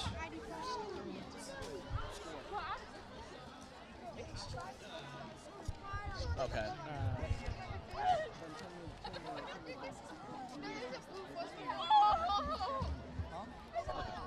Cool. When did you do nutrition and health? You know, a good way to get around that is if we want to.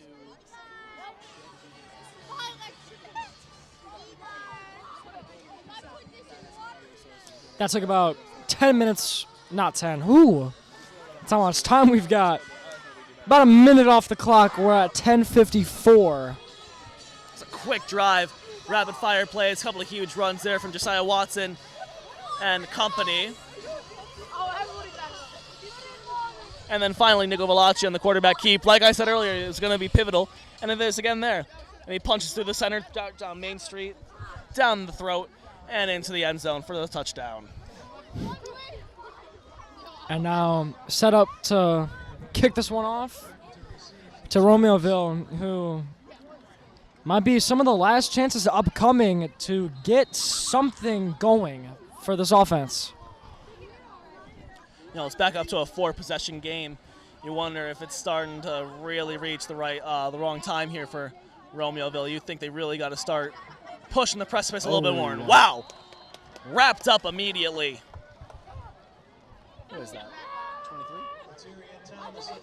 Letarion Thomas wraps up a Romeoville Spartan, drags him to the ground for a quick and early down. Down at the 22.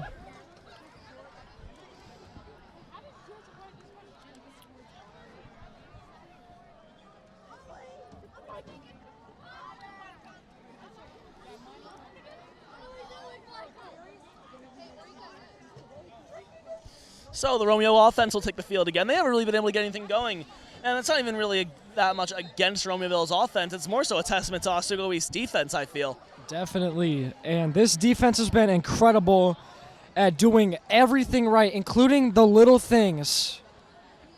Right there is a rare moment for Romeoville. They're able to get a man free, and they'll be forced out of bounds just after picking up the first down. And that was this guy is Romeoville's occurring name, Kylan Winfield. We've seen him be an incredibly pivotal part of this offensive attack. And just how Josiah Watson is the lead man for OE on the ground, this guy Winfield is that man through the air for Romeoville. And while they haven't been able to get points on the scoreboard, that doesn't reflect how he's played, which has been outstanding so far. He's at the safest hands on the field, I would say. Now here's a run to the right, and he's tackled in the backfield. That's a big hit and a big loss. A loss of around 5 or so, if my eyes don't deceive me. What is that? Oh, look at that. Should pan to it. Come on. Pan to it. And I don't know if you can see that on the camera, We'll get you some nature but watch that's the biggest moth I've ever seen down there. That he might have had to buy a ticket. That thing is huge. here. Goodness. And he's crawling in. I hope he's good. Crawling into more seating. I hope Anyways, he's good. through the air here to the right, caught and forced out of bounds quickly before he can pick up any yardage. It's another good defensive cover play from Oswego East. Some fans noticing the moth. Yikes! Yeah, that thing is Confused as to how to deal with it, it seems the fans are. Don't kill it. That's what they're resorting to. Moths are such funny creatures to me. Anyways, back to football, I guess. What we're here to commentate. Yeah, we still have a game to call. Through the air, through the midfield, almost picked off. Sort of looks like it bounced off the helmet there of Zamarion Taylor, who's been all over the place defensively tonight. He's been real solid. The backbone of this defense, you could say tonight. This will bring up 4th and 10. Already? Yeah, blink and it's gone. Whoa. About 3 minutes have gone past. We're at 9:17. And what was not aware to me, it's 4th down. Zamarion Taylor is in the Another punt's backfield for this almost punt. blocked there. That same sidewinder-esque punt there. And this will be touched up around the 35-yard line for Oswego East will start their drive. I don't know what happened to the moth. Well, there's still a lot of stagnantness, if you could say so, there. And, well, if that... Sounds like that moth is still alive and causing problems. Yeah, is that... You come for the football, you say, oh, there it goes, there it goes, there it goes. Look it up by the light. It's off into the air. You come for the football, you stay for the nature show. I feel like we're Chris and Martin. Welcome to the Wildcrats. I see a couple in the air. There's a few of them up there. I forget there's moths that are that big. Anyways, Oswego East will start with the football on their 35-yard line, 35-yard line here. 2 receivers out wide. Nico through the air. Ooh. Long pass, broken up, flag on the play. And if there is one thing for both teams that haven't gone very well, it's the deep ball game. It's been a very lenient game on close term opportunities. Not much of long plays, but rather short plays that add up. So that way you get short term and they add up to more first downs and more charging down the field. Very short term football. So it looks like this will be pass interference against the Spartans, but it doesn't look like it? No, it is. Okay, now they're moving the chains. Now they're getting everything moving. There we go. And Oswego East will find themselves with a fresh chunk of yardage to cover. They'll get the automatic first down here.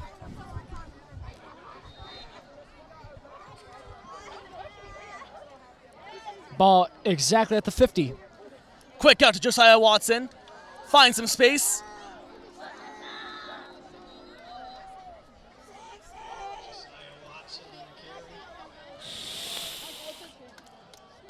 Oh, wait.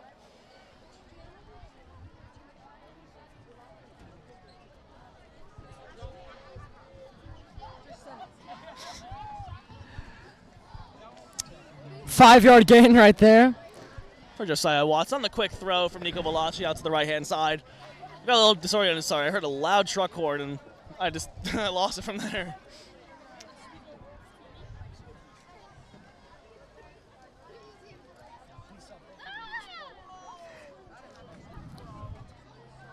Now Josiah Watson through the carry through the center again.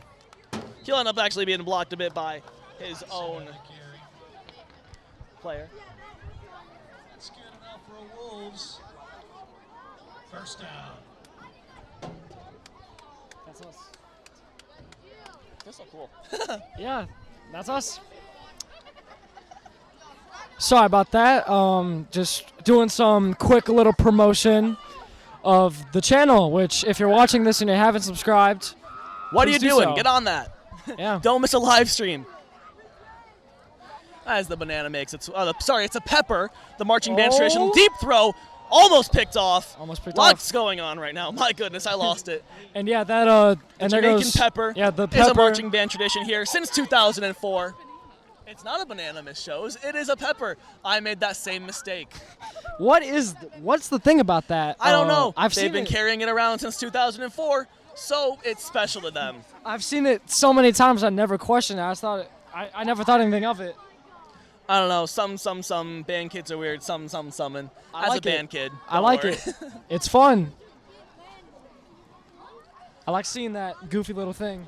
I think marching bands sort of make or break a football atmosphere. Good marching band is a good atmosphere, period. Absolutely. Nico Vlachi. looks like he'll go with the keep, and he'll be sacked behind the line of scrimmage. He'll lose about 5 here. This will be 3rd and 15. Work to do. 3rd and 14. We got to lock back in for the second half, I'll tell you what. 3rd and 14 on the 42 for the Wolves.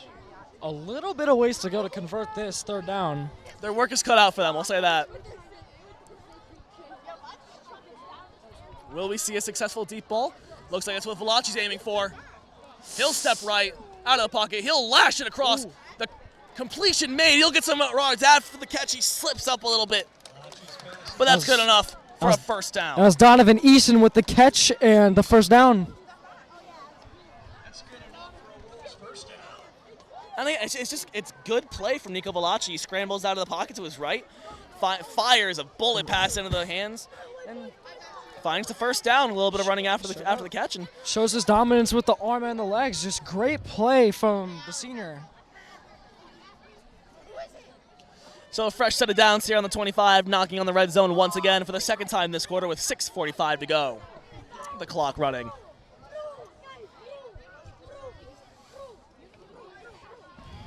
Now Nico in the pocket. Scans, finds his man. And the catch is made for a looks like a gain of 8. Reminder to the fans, we got mics. Apologize to those. We are in the middle school section. We are. For the better or for the worse, we had, some fan interference. So apologize. Throw a flag apologies. on that. Yeah, where's the refs when you need him the most? Anyway, 2nd and 2 from the 17-yard line. Nico Valachi scrambles out to his right. He's going for the long ball. Got his man wide open, but they just can't make the catch in the end zone. It's going to be dropped. It's going to be 3rd and 2 on the 17-yard line. He was in acres of space. The pass is a little bit underthrown and just barely couldn't bring it in. Unfortunate. And to the credit of Connor Conkin, who was the intended target, that is a very difficult catch to make. You sort of had to dive forward for that and get his hands to the ground where the football is also headed. It's a difficult play for him. I don't blame him at all for that. No. This is slightly underthrown pass. It is what it is. They got another chance out of here. 3rd and 2 with 17. 3rd with 2 to go on the 17. Josiah Watson somehow manages. He hits the circle button. Continues running. He's down on the 5. He is Houdini, in the words of Kevin Harlan. Put him straight through the spin cycle. Would you like a fabric sheet with that dryer cycle, man? And it looks like we'll take an injury timeout here. One of Romeoville's men is down after the play. I cannot make out the number, but yeah, a man is down for the Spartans.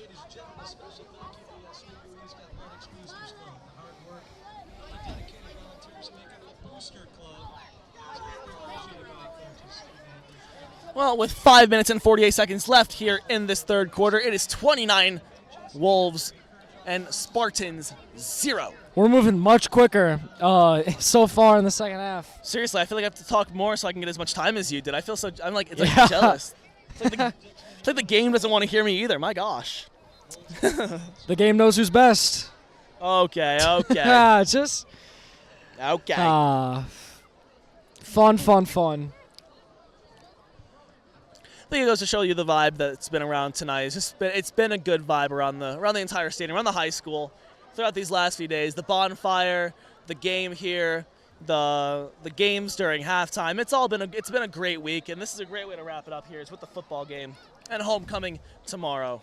It's a fun time of year at Oswego East. Now, Nico Velacci, he'll step back, rip one.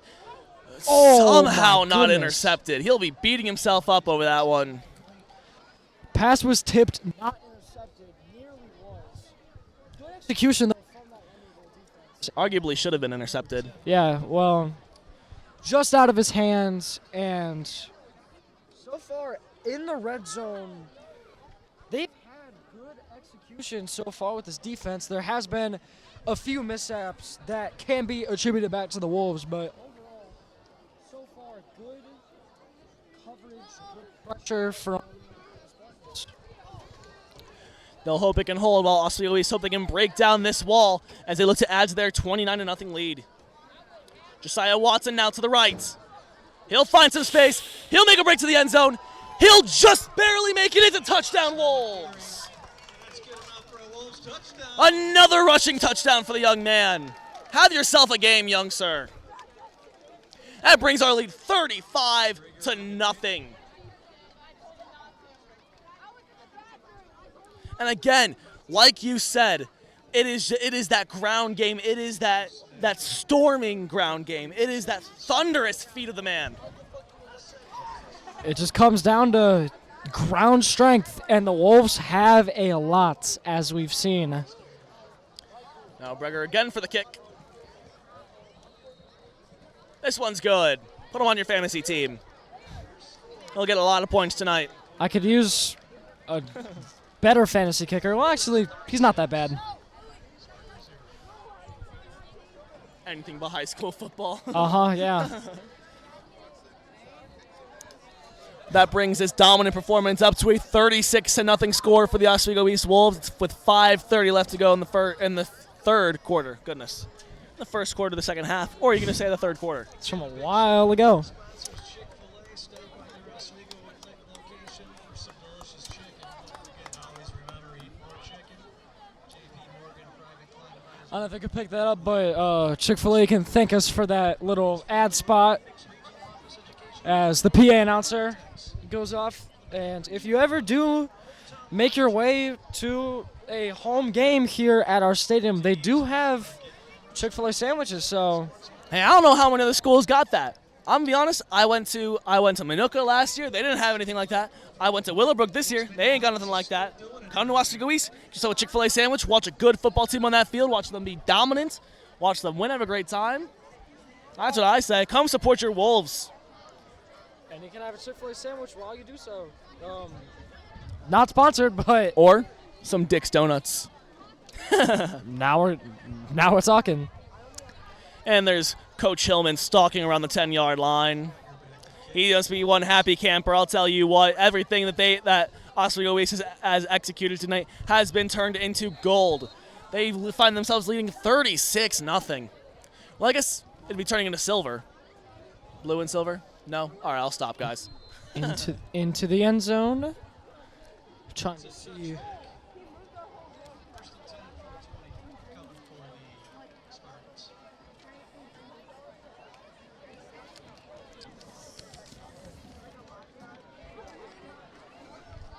So, Romeoville will start their drive with the 1st and 10 on their 20-yard line. They need to get something going here soon, or this can threaten to get a little ugly.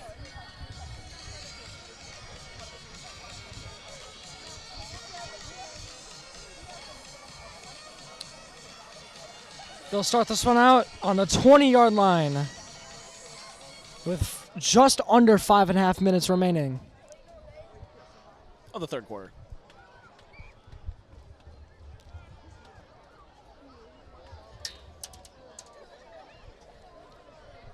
Now through the air. He's looking for his big man. The flag is thrown.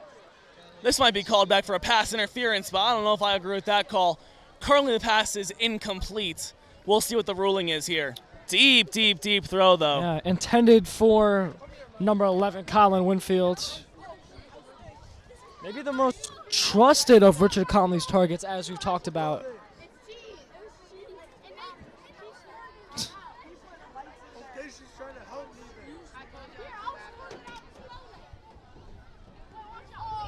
You get to listen to some middle schooler drama here. I remember middle school. Middle school was great. I lied, actually, but it was fun. It was fun. What middle school did you go to? Murphy. Plank on top. Plank was the best. Okay. Plank Junior High School is where it was at. Yeah, take a...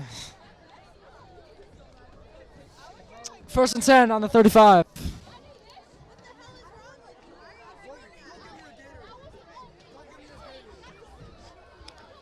Now the throw is picked off. This might be a pick six. He'll dig, he'll get there. No one is going to catch him. Touchdown, Wolves. Latarian Thomas with that one. Piling on the points. And that's the second time the defense has scored. First time the safety, second time that pick six from Thomas. Terrion's having himself a great game as well. He's a name that's sort of flown on the radar so far, I feel like. One of the names such as Zamarion Taylor or like I said earlier, Josiah Watson. But quietly, at least, Terrion, he's been having himself a great game out there. Yeah, what a game on defense for the junior. This brings him up to 42-0 before the extra point. Here's Breger again for the kick. Add it to the tally. That's good. And that might have been blasted all the way to Oswego High School. That was a lot of power on that kick. Have it. Right, well, with 5:13 left on the clock, at least in this third quarter, it is 43-0. And now it feels slow again because I swear it was just 5:40. Like, it feels like 5:40 was like 6 minutes ago.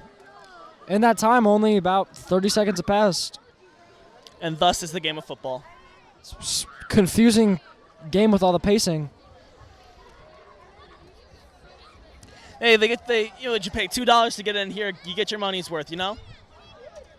Great football, some food, some theatrics. You never know. These poor cheerleaders have to go down and do 43 more push-ups, by the way. They add on every single time they score.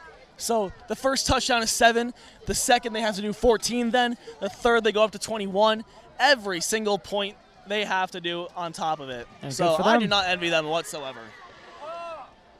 I bet a lot of stamina with those push-ups. Seriously, my gosh, I don't envy them.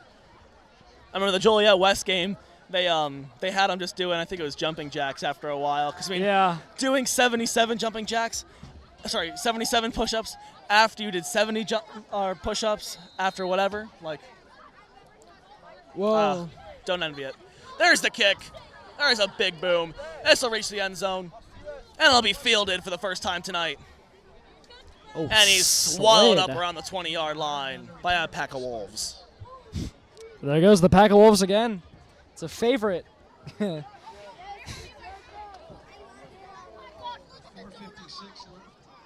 in the third quarter. Your score is 43, Spartans 0. And slowly, as the time eats away in this third quarter, more and more fellas start to leave, as is usual for a high school football game. So obviously we can do nothing but wish them a safe drive home and whatnot. But leaving pretty happy, aren't they, I would assume, considering it's 43-0. It's been a dominant performance from these Wolves. They've been the one in the driver's seat really since kickoff, or at least definitely since the first touchdown. From there, it's been smooth sailing for them. Not a lot of hiccups along the road. One dangerous drive so far from Romeoville, which led all the way down to the 4-yard line. But since then, nothing. Quick throw into the hands. It'll be gobbled up, but not before collecting the first down. And yeah, this has been a very, very strange, tumultuous downhill road over these past 3 weeks for Romeoville. The first 3 games, they won all 3. They were undefeated, and they've suffered pretty jarring defeats over these past few weeks. obviously you have this game where they are down 43-0. Last week and the week before that, I believe they had 2 games where they had 40 points against them. So just very crushing blows to this team and a very weird drop-off as it's looking like they're going to go from undefeated to 500 in a blink of an eye. I was going to say, before that pass to Cody Armstrong fell incomplete through his hands, I was going to say, momentum's a pendulum, but really you want to be able to control how much that swings back and forth. You want to keep it, swinging positively as much as you can. And so far, East looks like they've been able to do that after suffering the loss to Bolingbrook. It looks like they've been able to bounce back pretty well. And there's the circle button. Sick moves from Winfield. He puts him in a spin cycle.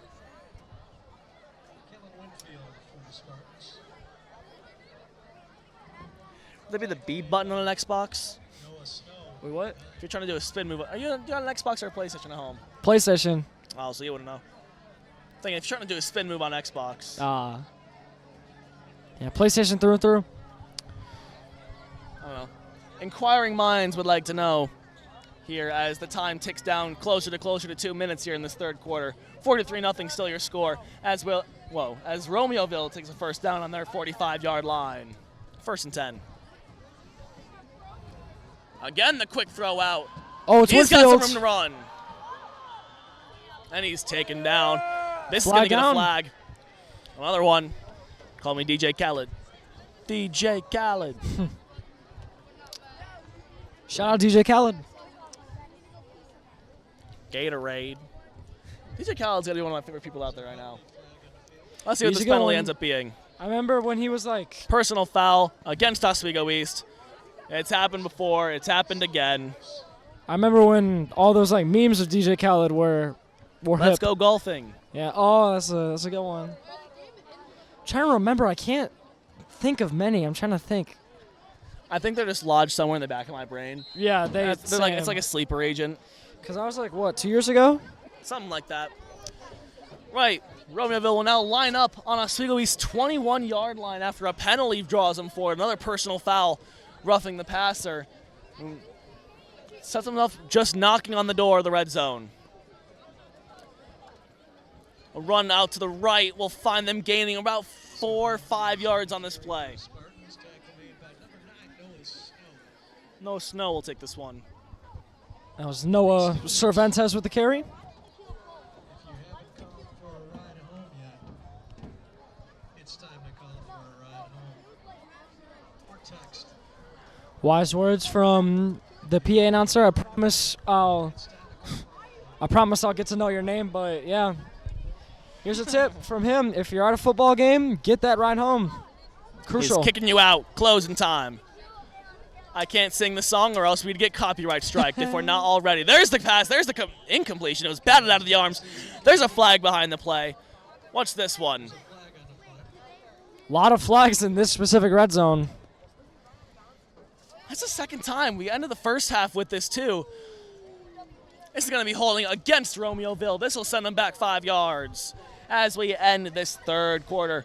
It's 43-0 here at the end of the third.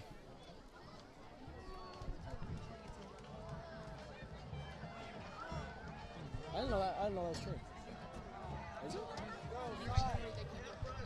Well, my producer is now informing me that it is a running clock now because Oswego East is leading by 40. I didn't know this before, so there's a little fun trivia fact, I guess. That's why that quarter moves so much quicker, I suppose.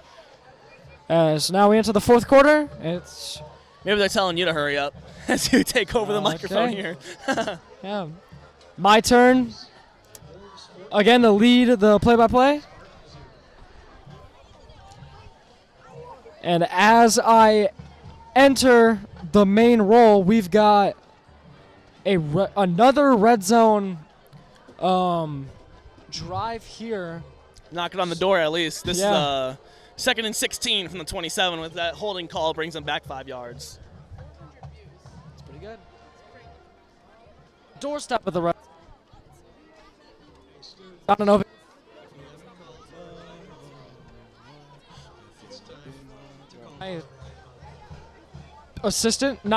partner.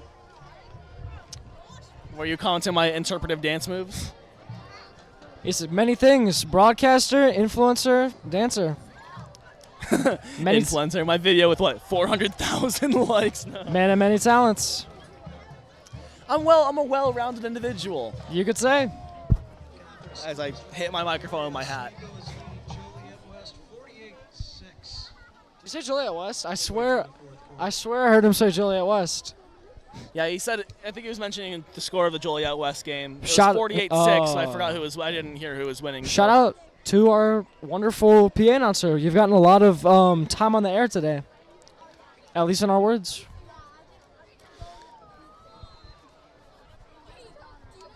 Second and work to do here. So as they and- line up for 16 yards away from where they want to Conley head. taking the snap. He's going to air it towards the end zone for Winfield, and he can't get it. Was intercepted, but the question is, did he stay in bounds with it? This is incomplete. I'm going to say it was incomplete. Pass was taken out of the air, but he was not in, so it falls as an incomplete pass, and it is 3rd and 16. I almost got excited.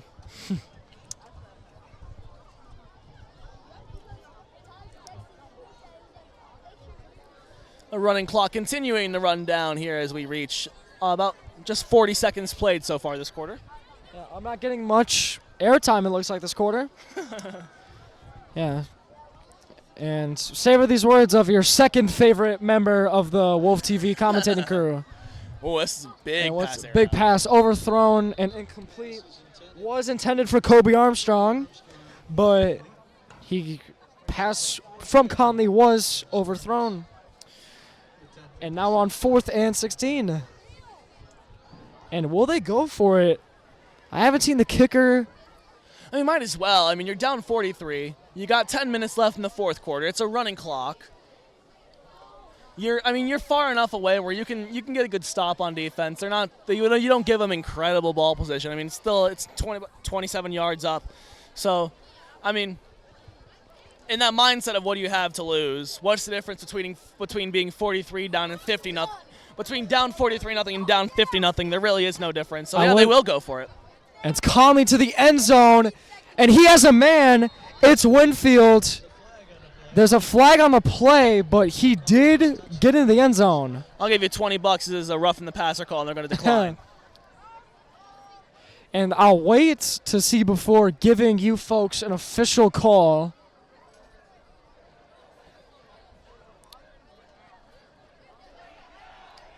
However, that is Kylan Winfield with that catch.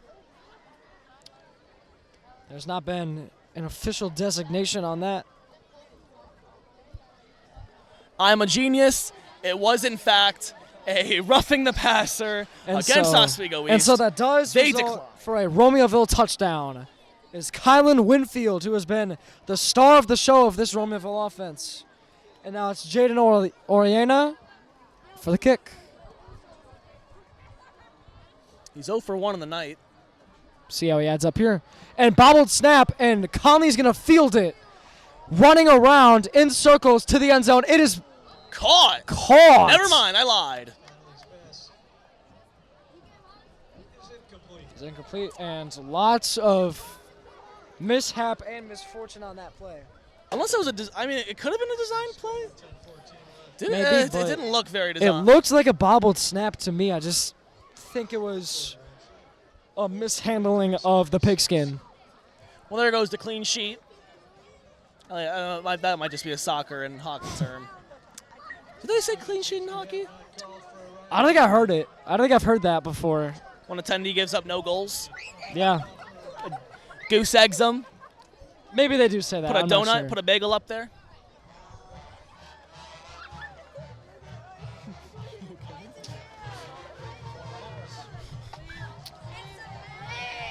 And the clock finally stops.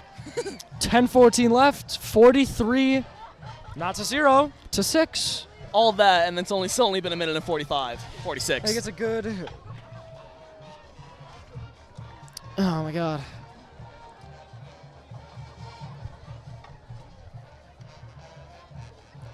Here's our wonderful band getting more airtime. He's gonna be having fun. They definitely look like they're having fun out there. The Wolves are having fun tonight. All in all, it's been a good night for them so far. They'll hope to seal this out with a solid win, maybe put together another good drive, eat out this clock, and finally end it off with a touchdown.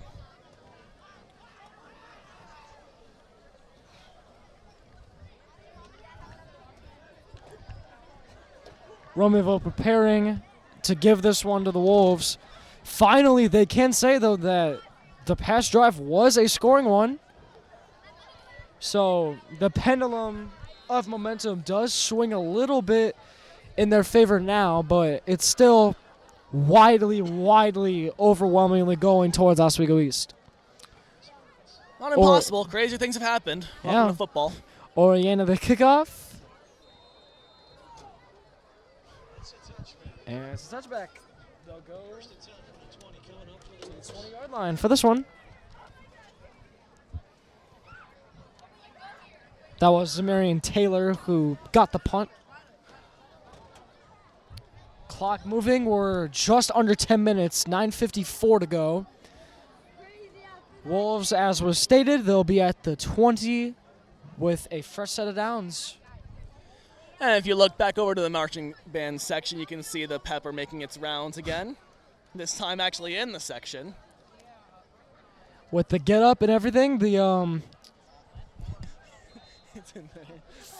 famous or infamous, depending on who you ask, but he's loved. That's just famous. Right, Oswego East takes a snap now. This will go out wide. And They'll they- put together a solid run, another flag on the play. I'm pretty sure that flag has been on the field more than it's been in the referee's pocket. But solid run by Tyrell Thomas. They'll see if he gets to keep it.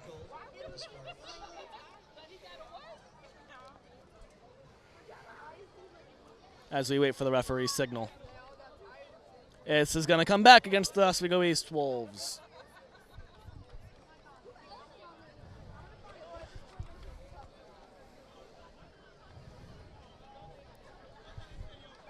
And now we're under 9 minutes to go. Look at that. In like one play, it went down a minute.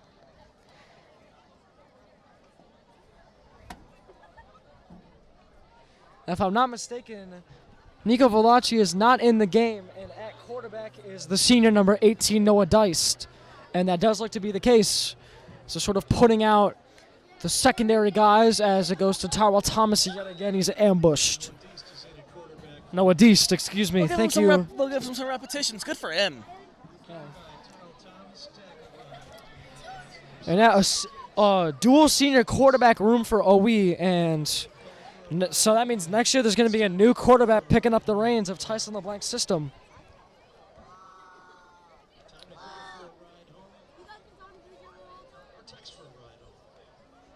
And we've yet again dwindled a minute. We're at 7:48. Fast-moving clock. And Deese is going to run it. What a designed run. He's got space. green grass. Deese to the 40-yard line. What a run from him. Boys got wheels, that's for sure. These quarterbacks, man, they're mobile. That looked a little Mahomey. Shout out Chris Collinsworth. Ball's at the 38-yard line now for the Wolves.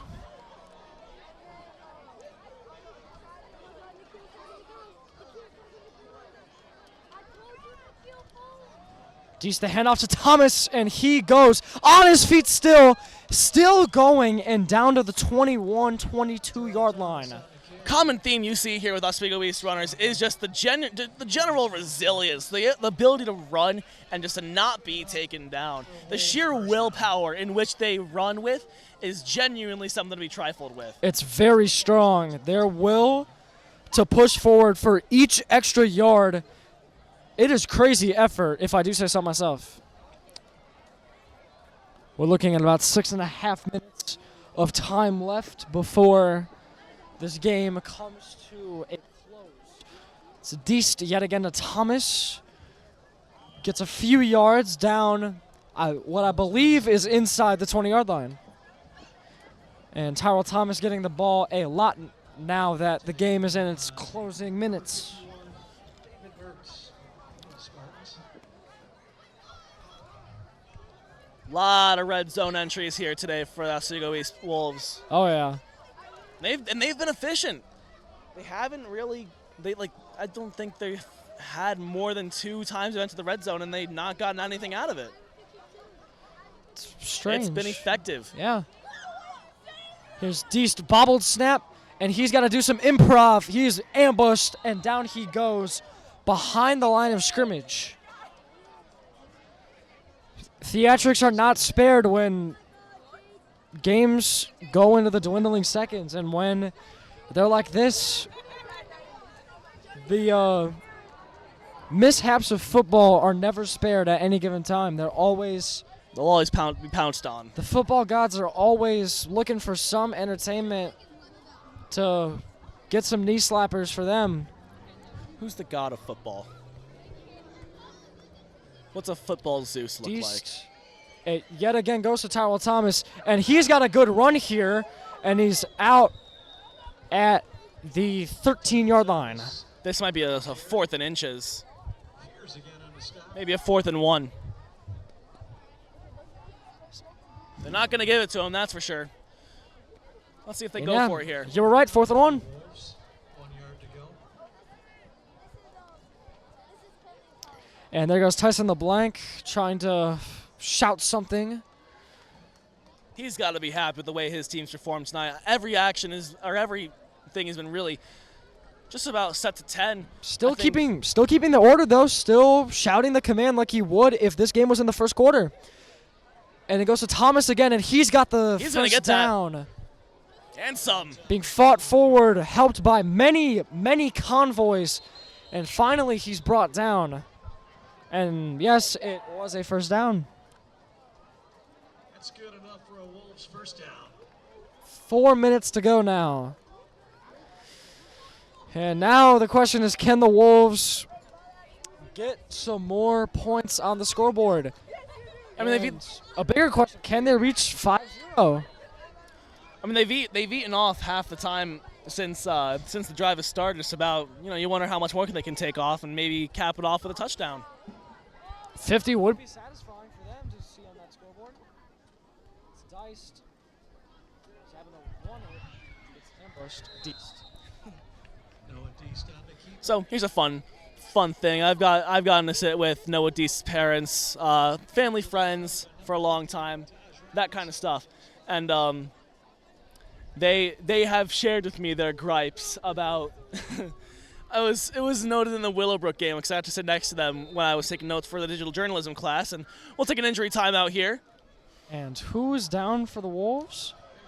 That looked like a 6. Derek And- McComb it appeared to be. And We'll see what this ends up being. Nope, I lied. He's on the sideline. and there is a Wolf down. He is hurt. I cannot make out the number from here. The clock is stopped. It is important to note. And the clock does get a break here as it pauses with 3:06 left. 2nd and 11. Once play resumes, it'll be placed on the 11.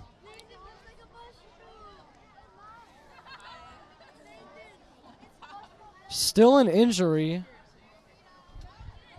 And the Wolf in question being advised by our fantastic training staff. We do have some great ones here at Oswego East. I mean, every time I'm in there for something, it's quick and efficient. It's well run. I know a lot of people in the And program. he gets back up, and that is 61? it's number 81, Diego Mahrez, who was down. Scores for the conference. Yorkville 35, Plainfield South 19. Sounds like Yorkville won their game against Plainfield South. Good for them. We'll see them next week.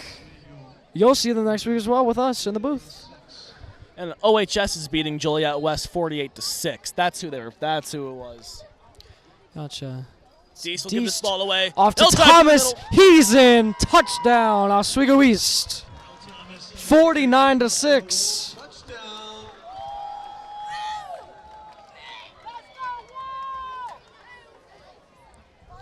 And it really just does cap off what has been an incredible performance all over the field, dominant from kickoff. It's just been great to see, all in all. For a second, it looked like they were going to go for 2, but they're just going to kick this. Just so they don't get you your satisfying 50. Michael Priorello taking the kick this time. Bobbled snap, and they gonna got go for a fake. And they got to resort to theatrics. They're going to get it. It is good. Past 50. How about, can I show you 51? Yes, you can. I feel like Steve Harvey. 51. Bing! We're in Family Feud now. 51-6. And the attack of the Moths It's strikes Mothra. again. Mothra returns. Can I say Mothra? Is that copyright? Is mentioning Mothra copyright? It's a folktale, isn't it?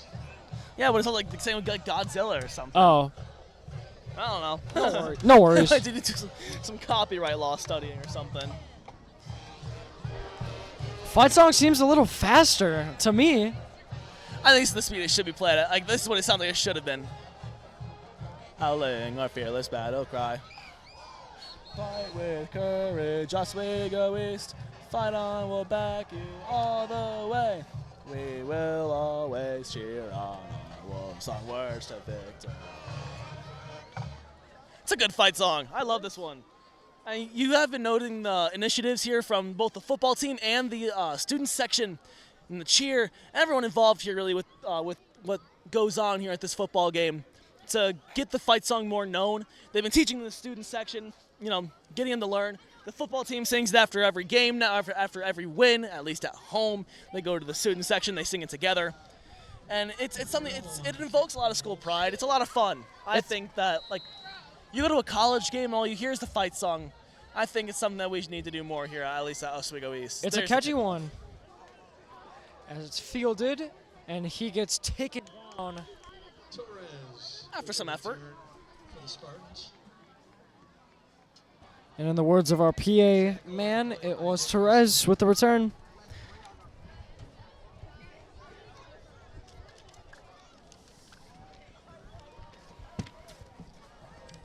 Clock winding down. Now we're at the 2.5 minute Mark. stamp.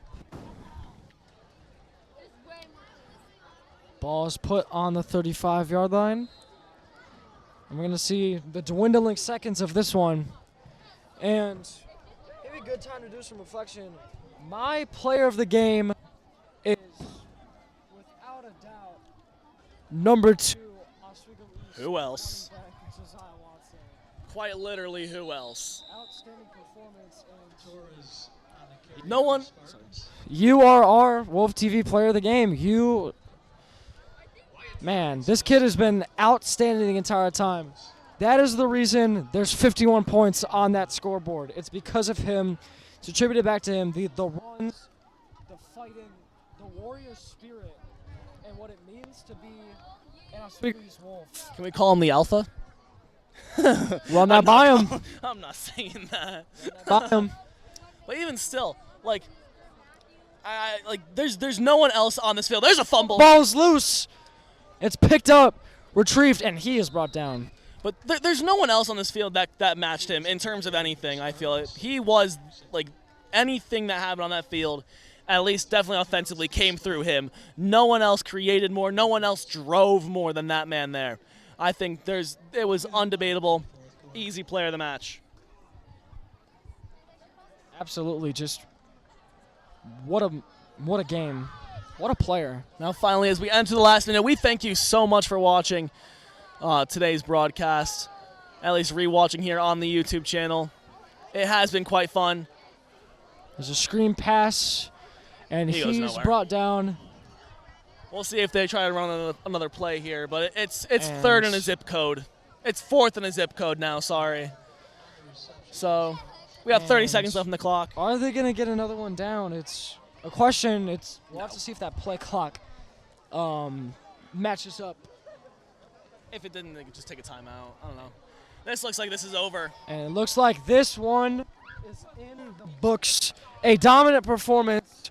Oswego East 51, Romeoville 6.